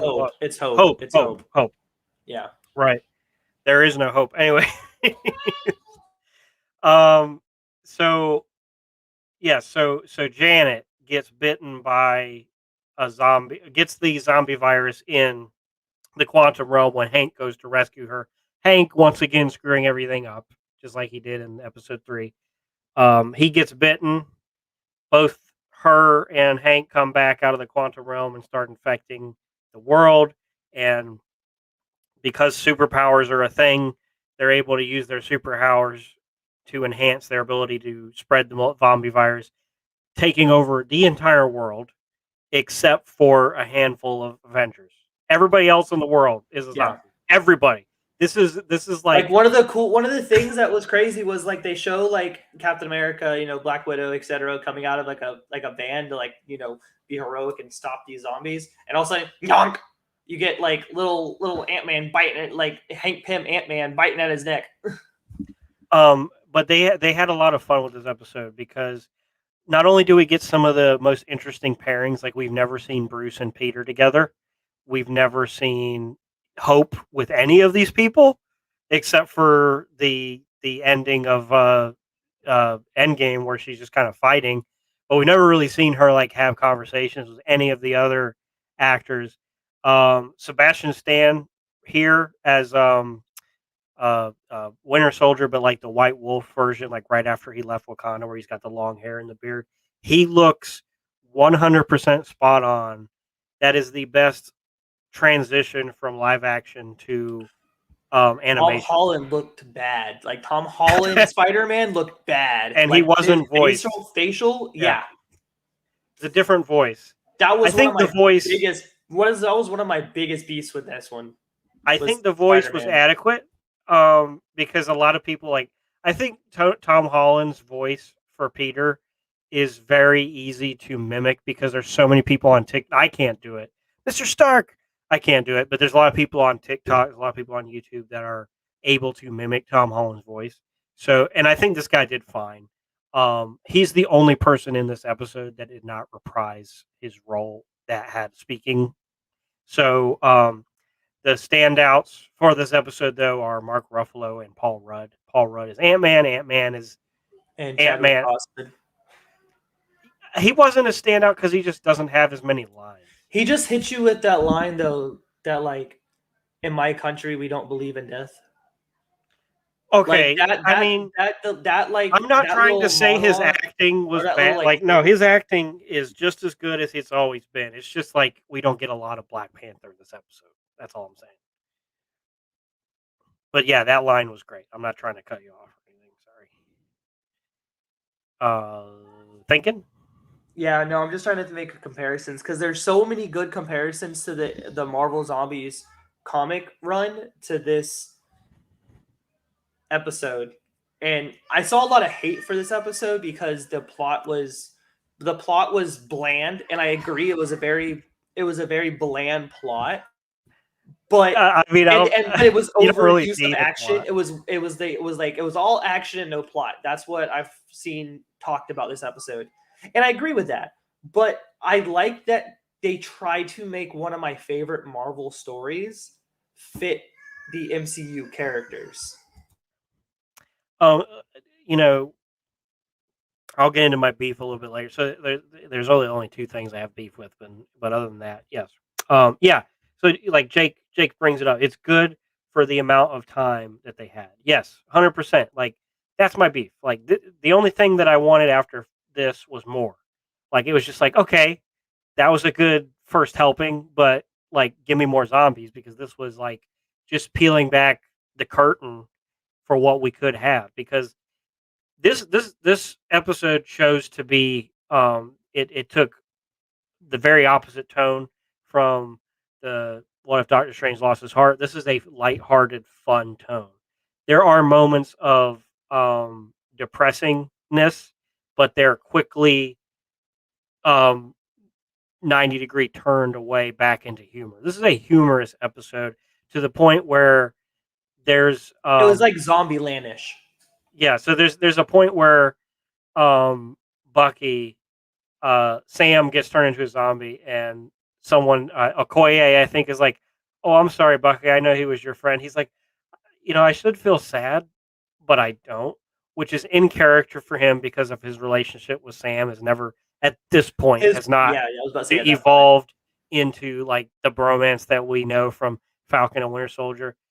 But I think that's kind of like the audience, a wink and nod to the audience, because like, no, we're not really sad that anybody's turned into a zombie because we know this is just a fun side story. I mean, from the whole like intro video, like the whole like joining the club video with Spider-Man. Yeah, I was going to talk about that. The Russian from Ant-Man, Dustin like or David Dastmalchian playing Kurt or whatever his name is. Yeah, Polka Dot Man.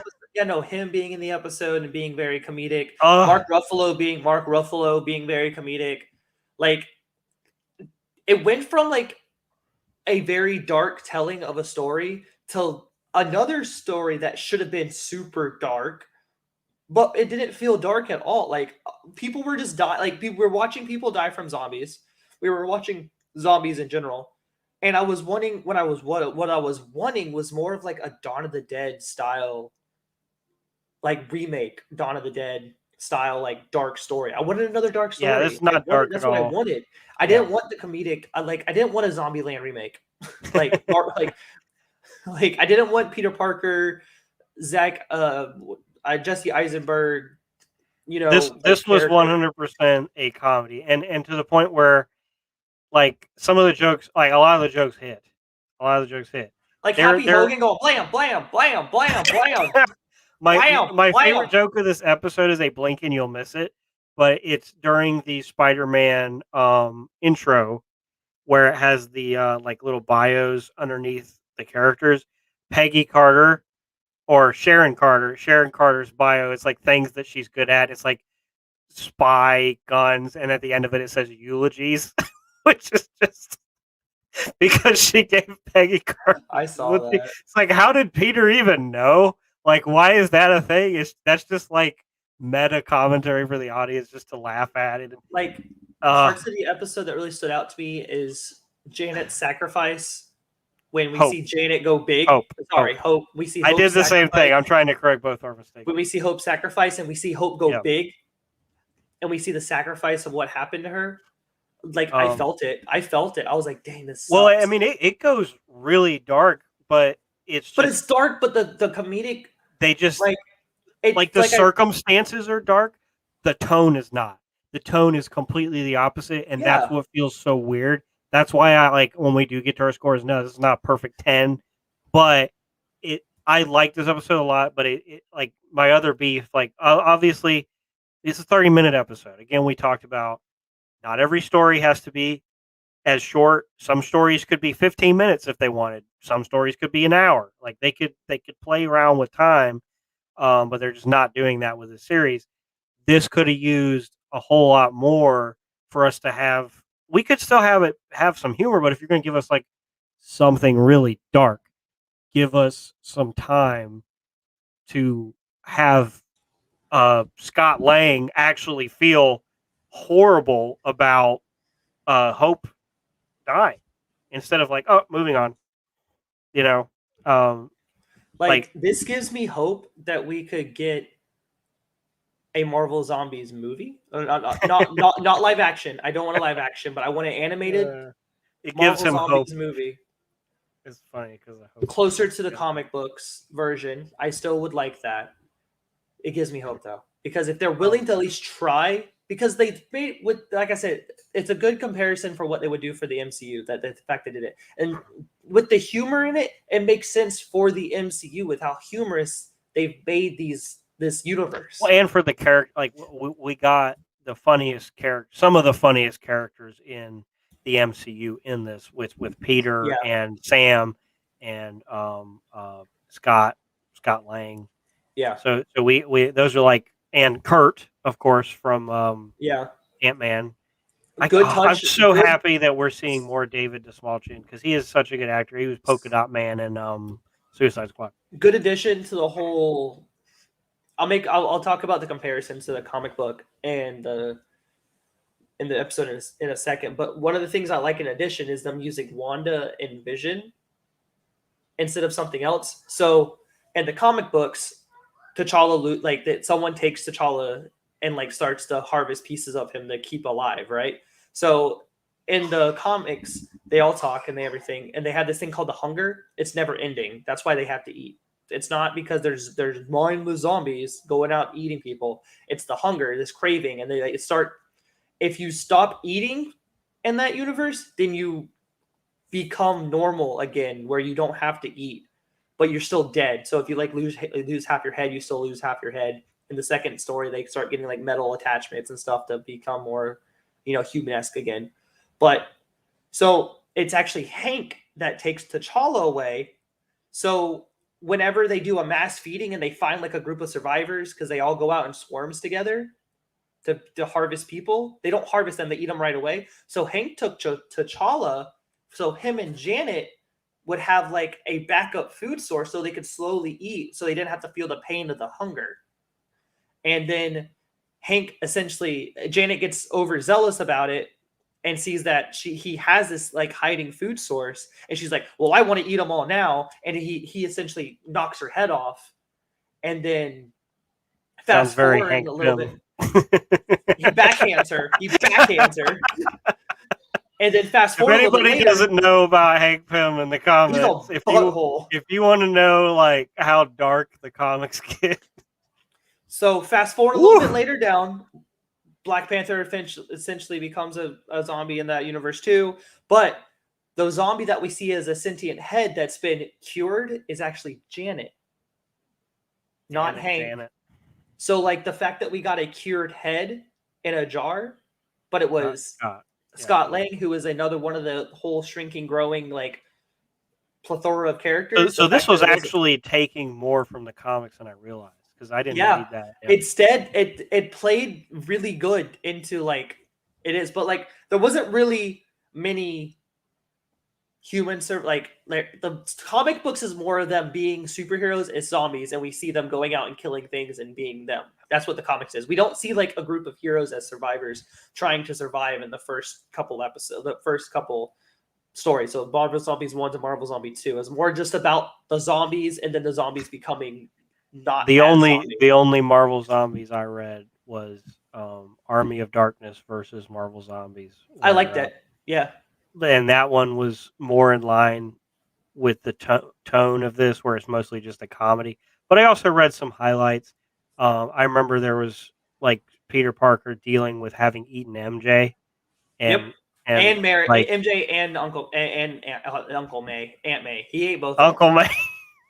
He ate both of them. What if Aunt May was actually his uncle? Anyway, so like that's going back to like my other beef is like they don't speak, so we're missing out on a lot of the potential that the comics gave us, where you get to see the struggles that the characters go through, having the hunger that Lucas was talking about. We don't get that at all. Where we see some of them don't care about eating people, and they just want to keep the hunger and keep being a zombie. Like, okay, so we get Zombie Hulk in the comic books.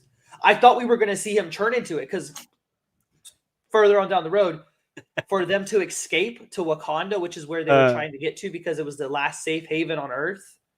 Hulk finally comes out, because we're dealing with the whole like wussy banner, as I call him, because Hulk was still got beaten by Thanos. So we see Hulk finally come out and goes to blows with Scarlet Witch, who I was trying to segue into the whole comparison thing. Vision and Scarlet Witch is where it was Hank in the comic books trying to hold on to people and slowly feed off and like try and like keep the hunger at bay. I thought Paul Bettany did great voice acting, but I think the best, like every time we see Bruce Banner played by Mark Ruffalo in What If, every time we've seen him, he's perfect. He is a really good voice actor. I thought Paul Rudd did a really good job, but he was only just throwing jokes out left and right for the most part. I loved so this like going into like kind of like our beefs with it. Lucas and I have very similar beefs, but in my opinion, I don't know if Lucas shares this opinion, but in my opinion, it's one of those things where because of those beefs, I don't want to like it, but it was so good, it was so enjoyable, and it worked so well for the MCU Marvel Zombies that it ended up being probably the best, if not the second best episode of this What If series so far, in my opinion. I already know Um, my ranking, and I agree with you on that. It is the second best for me. Yeah, I think 2 is number 1 still, but like 4 for me. Okay. Story wise, 4. Story wise, yeah, but like as far as like an enjoyable, like quality episode. But anyway, so a couple things I want to touch on.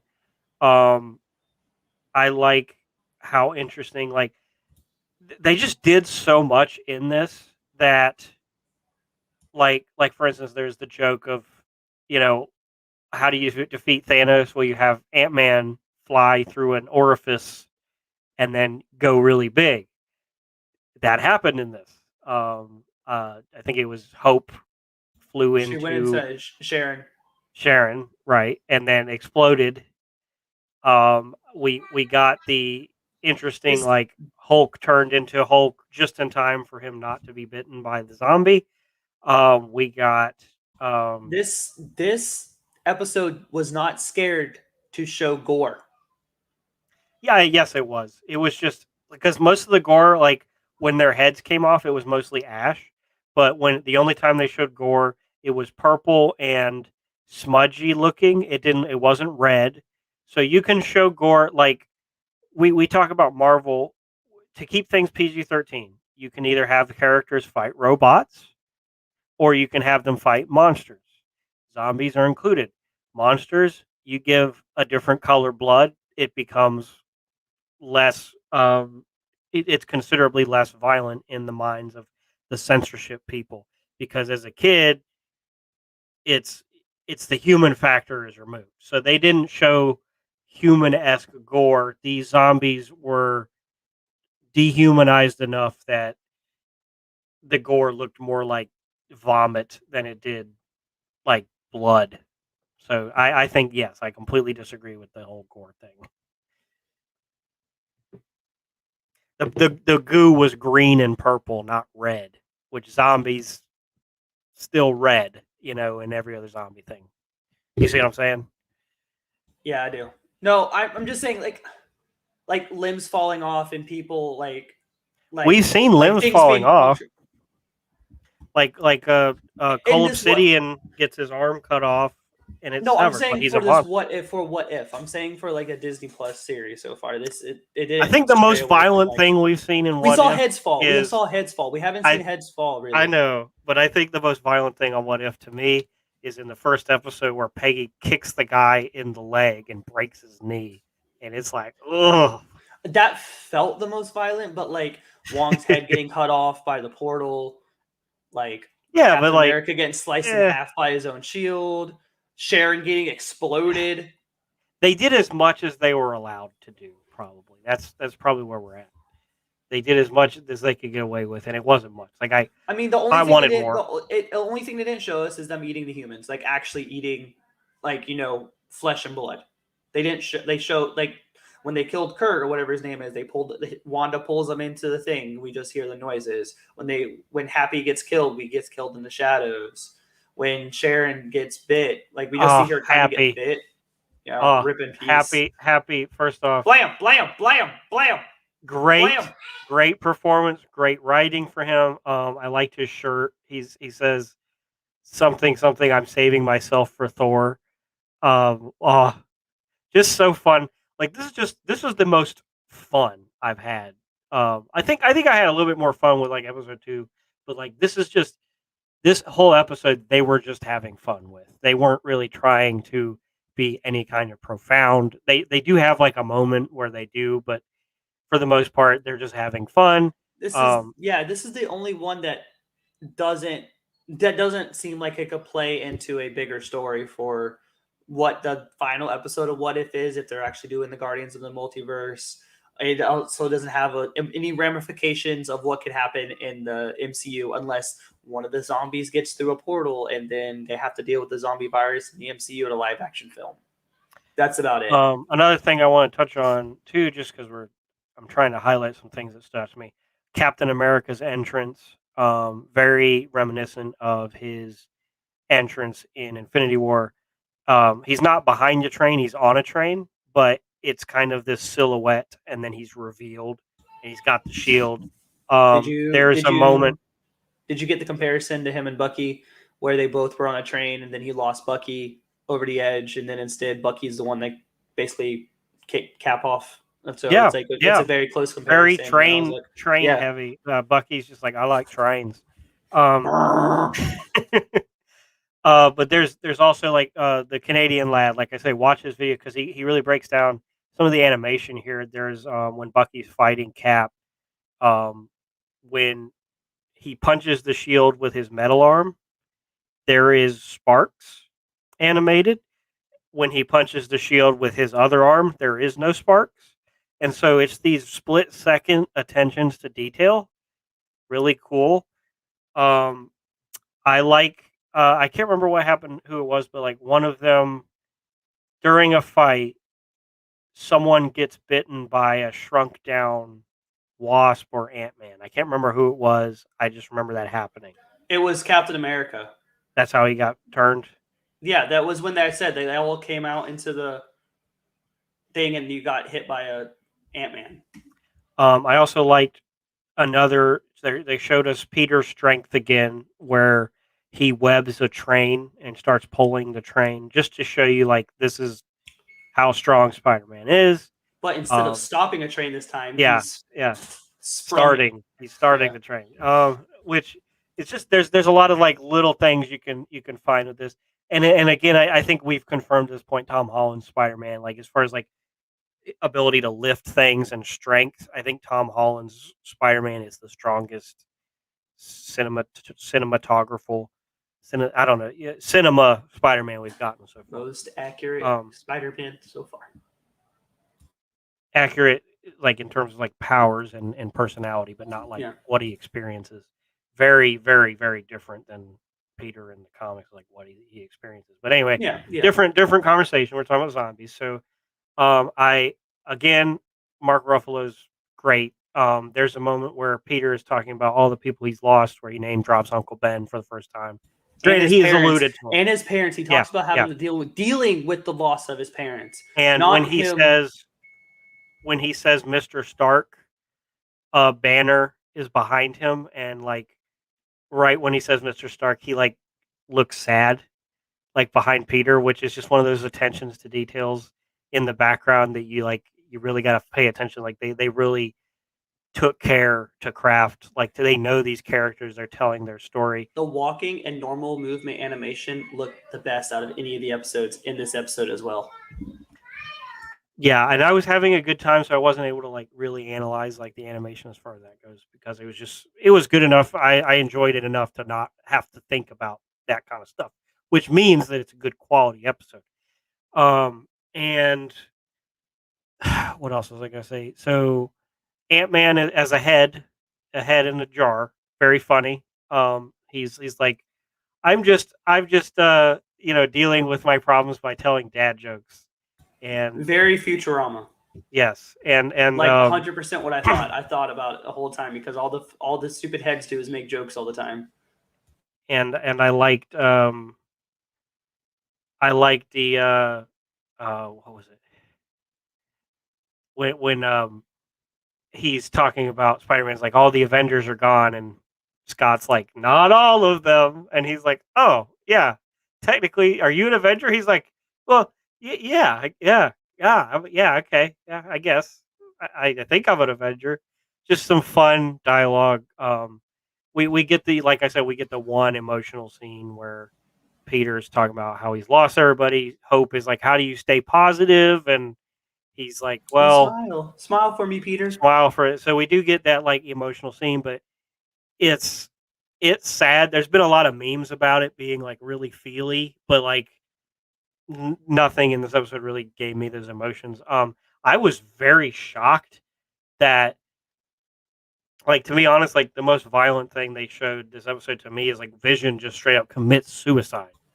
Yeah, like this is the equivalent of him stabbing himself. Instead, like just imagine someone reaching into their chest and pulling their own heart out. That's what he does with his head.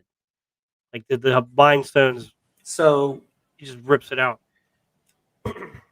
So they have the Mind Stone at this point in this in this part of the movie. Sorry, in this part of the episode.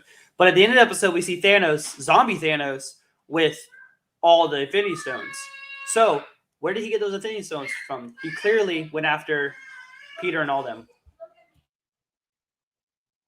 Yeah, so presumably Captain Marvel's not a zombie. Presumably Thor is not a zombie. So technically, they could still defeat Thanos in the future. Zombie Hunter, Captain Marvel with her freaking mohawk and like punk outfit and apocalyptic costume. But I think it's a safe bet that it's only Bruce, Peter, Head, Scott, and T'Challa with the one leg are heading to Wakanda. But Wakanda's overrun by zombies, and they I think it's a safe bet they're going to be dead when they get there. I don't think they're going to be able to withstand an army of zombies and Thanos. Did you see the comparison to Zack Snyder's Dawn of the Dead ending to the end of this movie? No, because I've never seen his Dawn of the Dead. So. Oh wow! You know this. I've told you this. I forgot. That's a at the end of their written by what's at the name end of Suicide Squad. At the end of Scott Snyder's Dawn of the Dead, like all the characters. Zack Snyder, not Scott Snyder. Yeah, sorry. Another Snyder that I'm really into. I always get the two mixed up when I'm talking fast. But at the end of Zack Snyder's Dawn of the Dead movie, all the survivors are going to an island that is guaranteed to have no zombies on it because zombies can't survive in the water, basically, right? Like there's no way there could be zombies on the island because there's no way for them to get to the water. But as they're going to the water, no way home. If they find when they're fishing, they pull up a zombie head that's in the water and et cetera, et cetera. It's a little fun end scene. But when they cut to the island, they're like, oh, it's safe. And all of a sudden, zombies out of the island, right? Exact same feeling at the end of this movie, at the end of this episode, like with the zombies banging on the outside of Wakanda. I was like, dang, this sucks. This ended like an Alien movie where, hey, they finally defeated an alien, but no, there's an egg still on the ship about to hatch. Yeah, it was. Yeah, Ant-Man. I think he posted that a little bit ago, but yeah. So again, I think we'll wrap this up because getting to be 2 hours here. This episode to me is probably the episode that I'm going to rewatch the most.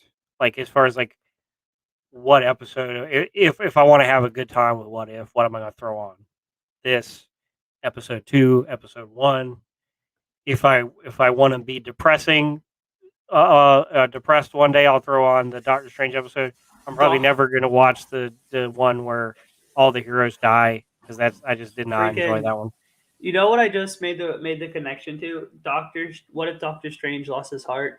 Is the Joker episode like the Joker movie? Like how you don't want to watch that movie, but it's such a good movie. Oh yeah. Like you don't have to have something that is fun to be really good. Yeah. Because the Joker is not a fun mood watch. Doctor Strange is not fun. Like it's a little bit more fun because you do get to see like the super magic powers and stuff and new environments and cool sci-fi, but for the most part it's just a sad what if scenario. I thought it was a fun comparison. I was like, there's something about the Doctor Strange episode that made me think of something else, and I was like, wait a second, that's what makes me think of something else. And so going into like the rating of this episode, I'm starting to wonder if there's like a trend where this is about 50-50 because I like Peggy Carter episode, but it's just not doing anything really with the potential they have with What If. Just like the characters dying, it's just retreading things, redoing things the same way, just with slight changes. But I like it when What If takes its opportunity to give us different variations of characters, give us new characters, give us new environments, and give us completely new stories. I think this one does. Of all the episodes we've seen so far, I think this one has the second best outing of that because this one does my favorite thing that What If does is it gives us new pairings of characters with different versions of characters. Like Spider-Man getting the cloak of levitation, we didn't even talk about. Like that's something new. That's something that we never would have thought we would have got. That's and just like good guy Thanos fighting with non-cyborg Nebula, with a romance between her and Chala, and Howard the Duck, and the super powered mob boss Collector, with all of these new environments, and new pairings, and new dynamics. We get to see those. This episode does that a lot too, where we get to see Sharon and Hope, which we haven't seen a whole lot of in the movies, come together. We get to see how they interact with the other characters. We get to see, you know, Bucky kind of interacts with characters we haven't seen him interact with. And we get a lot of this one kind of borders on retreading, because it does start off with, yeah, it's Infinity War. Yeah, Captain America shows up with the train. Yeah, it ends with Thanos and Wakanda with all the stones. But it still feels very unique, very different, and we do get a lot of those great pairings. So yeah, I mean, I'll give this one another 9. Maybe a little bit more, because I do think it's nah. I'll just stick with a 9. 8 for me. Okay. Too much funny. Too much funny for me. Too much funny. Too much funny. I wanted something dark with zombies. I wanted to. I'm have surprised emotion. you let that expectation get the better of you, because I didn't think there was any way we were going to get that. I wanted something. After seeing how good of a dark story they gave us with Doctor Strange, I was hoping they would give us like a compelling dark story for zombies, and like feeling the emotion of like what would happen during a zombie apocalypse. Not Peter. If Peter being the funny point makes sense, because that's his character, when his coping mechanism when he's as Spider-Man, when he's like either threatened, or when he has anxiety, or when he doesn't know how to deal with a situation, that's his coping mechanism. So it makes sense for him to be like, making movies as a modern day kid. It makes sense for him like trying to make these crack jokes. Trying to That cope makes with, sense. yeah. But we don't need to have everyone else in the episode still cracking jokes. It doesn't feel natural. It feels like it was written, because if these characters were dealing, it feels like an SNL skit to me. Yeah, almost. exactly. That's what it feels like. If these characters were actually dealing with what they were dealing with, not a single one of them would be making a joke, because there is a point in time when you can no longer use humor as a coping mechanism. That's when everybody in the world is dead and trying to eat you. You can't use humor to make like things Bruce better. has comedic moments. Bruce has comedic moments as a character, but like what he was doing and how he was handling himself in this episode isn't Bruce Banner that we dealt with, because he has these like dark emotional feelings that he has, like, that he can show, but we didn't see that. We just saw like happy-go-lucky, haha, everything's funny, Bruce Banner. I love his line. No, we get the ending where he's like, "I'll sacrifice myself for you guys to go." But so it didn't feel earned. That whole yeah, it did, because he didn't feel earned. Well, it's earned from the other movies. Yeah, I think you're right, where this episode doesn't earn it. Hope felt right. Hope felt right. She wasn't like making crack jokes all the time. She was being a like stoic person, like the stoic leader of the group of the survivors. That's what she felt like. I think Bruce is earned from Endgame, which obviously hasn't happened yet, where he's like, I gotta be the one to snap my fingers, because you will all die, and I know I might die, and I never wanted, like, Bruce has always been the reluctant hero. Like, of all the archetypes, he's the reluctant. He's like, I don't want to be an Avenger. I just want to be Science's Bruce Banner, but I know that I have to be, like, after the first Avengers movie, he's like, yeah, I guess I'll be the Hulk, because he's really good at fixing things and solving problems. So I'll just do that. But I think in Endgame, when he takes the gauntlet and he snaps his fingers, that's him earning what he does in this, which isn't fair, because that is something that happened in an alternate universe way into the future, like 6 years into the future. Whereas this is just happening. He specifically hasn't earned that, but it does make sense for Bruce in that we as the audience know. I also wanted to point out the joke where he's like talking to Peter, and Peter's like, "I'm just your friendly neighborhood Spider-Man." He's like, "What the hell happened to the neighborhood?" Like, just the best delivery. It took all the best parts from some of the best zombie media and put it together into one show at one episode. All the best parts. Because like Zombieland was a phenomenon, right? So like all the comedic timing for what happened in Zombieland, we got that in here. The way things happened in Dawn of the Dead, Zack Snyder's Dawn of the Dead, that's one of the, I think, a better zombie movie. They did a lot of things from there, like the whole ending, how it happened. Like they took what was well known for a lot of zombie movies and they put it into one episode. I don't think that worked. They should chose one thing they wanted to do and stuck with it, in my opinion. Like if you Well, wanted you to had have a like good time with the. I know you're giving it an 8, so that means you still had a really good time with it. Oh, I right? had an extremely good time with it because I like zombie medium still. I'm and a kid of the early 2000s. I'm like, I was a teenager, like young adult in the early 2000s. So like, remember when zombie culture was the boom when we were younger? Like I come from that era, so of course I'm gonna love it. But I just wish I would have had a darker story, feeling the emotions of what happens in a zombie apocalypse. No. I from mean, the it's characters. again, it's my beef is that it is not what I wanted. A better story is what I wanted. It is not what I wanted, and I didn't want to like. It's like when I wanted something. It's like when you order something at a restaurant and they give you something else, and you're like, I'm going to tell them to take it back, but let me try it. And you try it, and it's like, well, actually, this is pretty good. It's not what I ordered, but I'm going to keep eating this because it's really good. And you don't want to like it, but you do. That's where I'm at, where it's like, I wanted something different.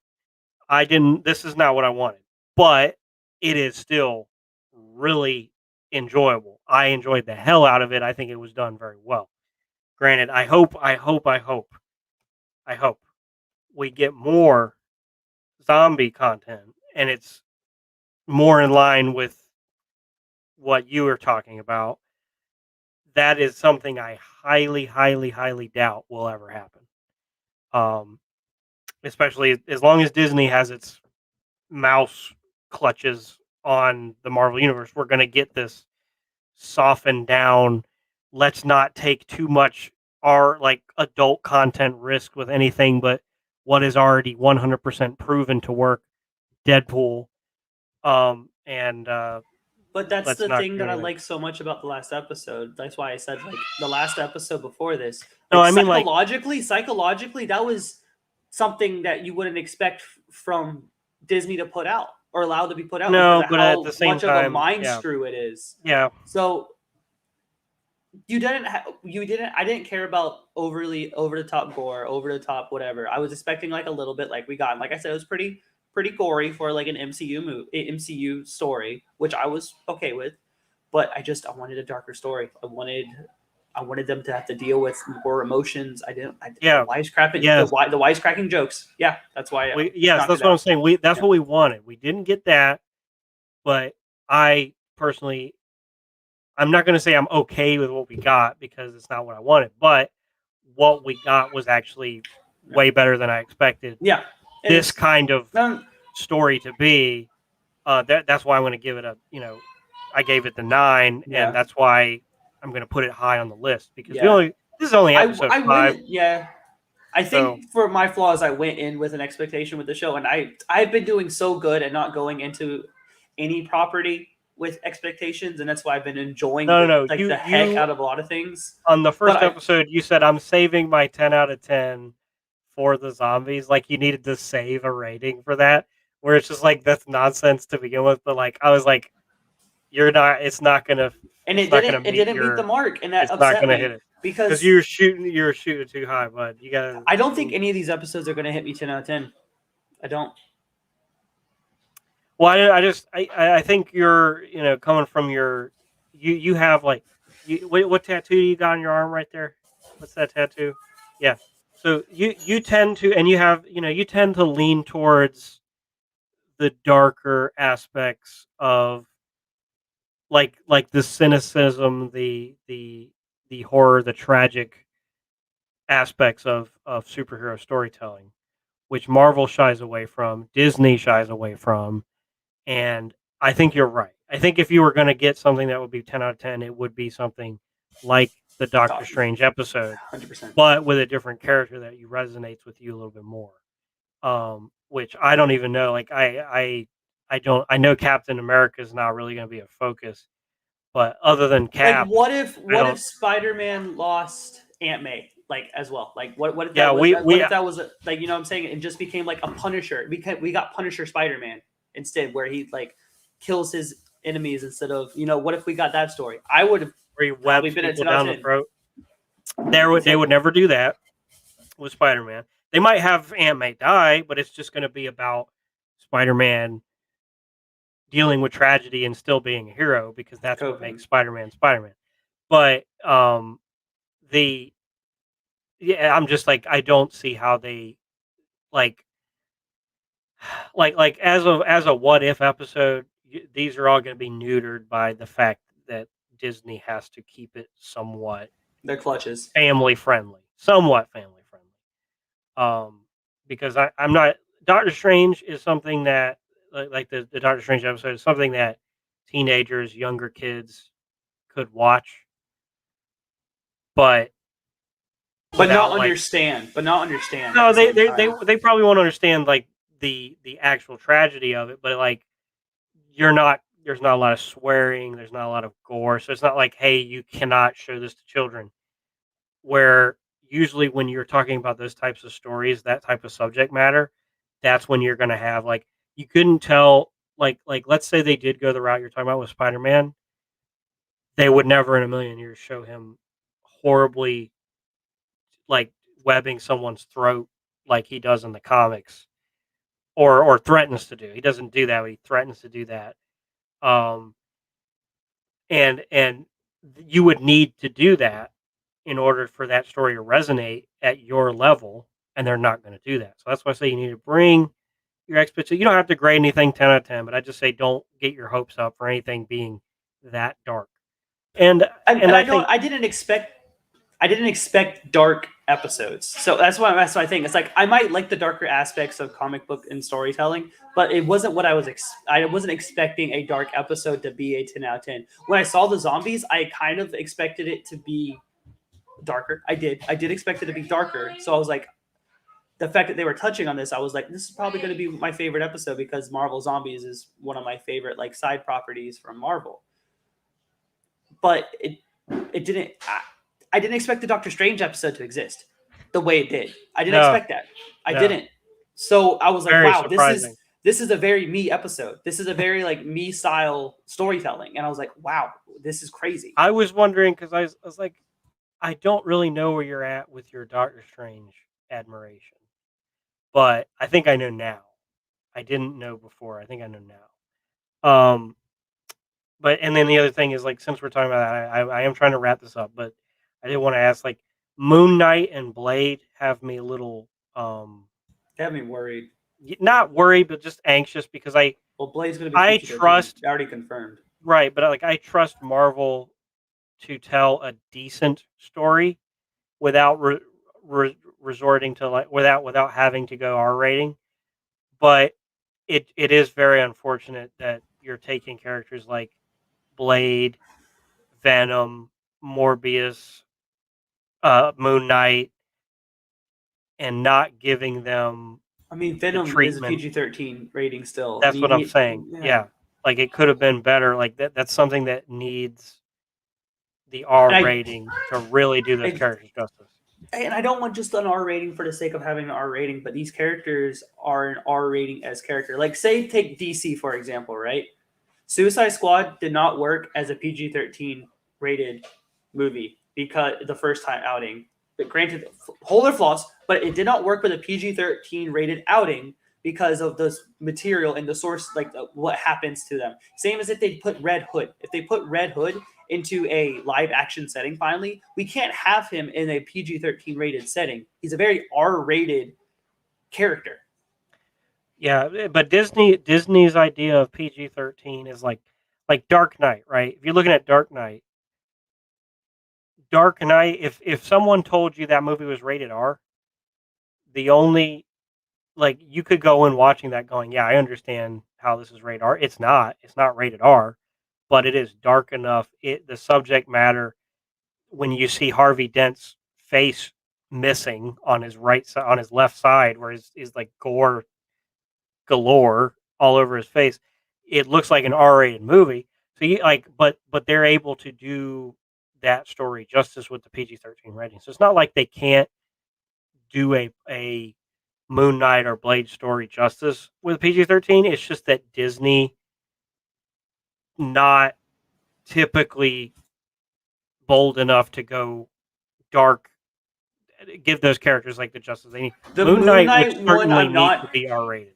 The Moon Knight one, I'm not as concerned about the PG-13 rating because I'm not a big connoisseur of Moon Knight, so I don't know what I can or can't. Moon Knight is the mouthiest superhero behind like Deadpool. He says the F-bomb over and over and over and over again. He's also insane. He's also I know like the character. I just don't know the stories he has. I'm just saying, Blade, I'm more worried about because of the stuff, because of the material that is dealt with within the story of Blade. It's also from having seen the Punisher and Daredevil and Jessica Jones and like Luke Cage. We've seen those on Netflix rated M, rated R, and we've seen the potential that Moon Knight and Blade has because of those shows. So knowing that they're not going to have that, do they have to? Kinda, like to reach the level that Daredevil did. Yeah, that's what they need. But the shock value of like the iconic scene of Kingpin slamming a guy's head in with a door shows you how 100%. much of a threat that Kingpin is. Whereas Thanos, yeah, we have Thanos beat the Hulk at the beginning. We have Thanos crush Loki's head, but Thanos isn't really trying to murder everything. He's trying to murder half the universe and knock people out of the way. He's not trying in the most to simplest kill. way possible. Yeah. Path of least resistance. This isn't personal for him until it is. Like it does become personal, but for the most part, it's just doing his job. Kingpin, very personal. Moon Knight, very personal character. Blade, very personal. We need that extra rating, and I didn't want to go that long on it, but that's why I'm a little worried. Like Marvel Zombies, yes, there's dismemberment, but there's no gore. Like the gore is ash and purple vomit. So anyway, we've already rated this. Let's do the ranking. Mine, T'Challa Star-Lord number 1, Marvel Zombies number 2, Doctor Strange number 3, Captain Carter number 4, and dead last number 8, number 20. The what if the Earth lost its mightiest heroes, which is just not an episode I ever want to watch again. So yours, Doctor Strange, Marvel Zombies, T'Challa, Peggy Carter, and number 3, episode 3. yours is your last place is the same as mine. Yeah, I don't think that's going to change unless we get a hot stinking turd. I'm really worried about the.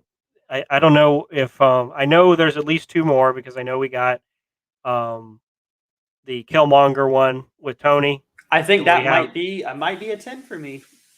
No, I don't want to say that again. I don't want to say that again. I don't want to say that again. I'm just making the callback. I'm just making the callback. Oh, you're joking? You're joking? Okay. Sorry. I was like, yeah. I don't know. That is so you that I wasn't sure that was a joke, but that was funny. Oh, God.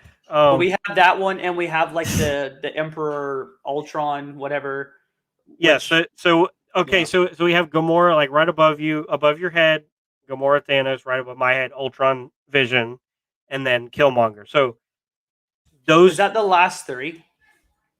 I don't know if those are like I don't know if those are each their own episode. They probably are because of the way the poster is structured. We still have But- to have the Avengers transfer to the Guardians. that might be the Gamora one. But I don't know. I don't know how many episodes are. Do you? So No, not at all. I'm just worried. Like, are they just not having any content for a while after this ends? Because Hawkeye doesn't come out till like November, December. I think December. So they said Miss Marvel was coming out by the end of the year. Maybe Miss Marvel comes out before Hawkeye. It's so weird though, because it's only a couple months away if that's the case, and we haven't gotten So a then trailer Hawkeye or a might come release out date. before Miss Marvel. You think they'll have two at the same time, simultaneous shows? Mm. Or you think they might do like, because with WandaVision didn't they do the first two episodes on the same Yeah. day? Yeah.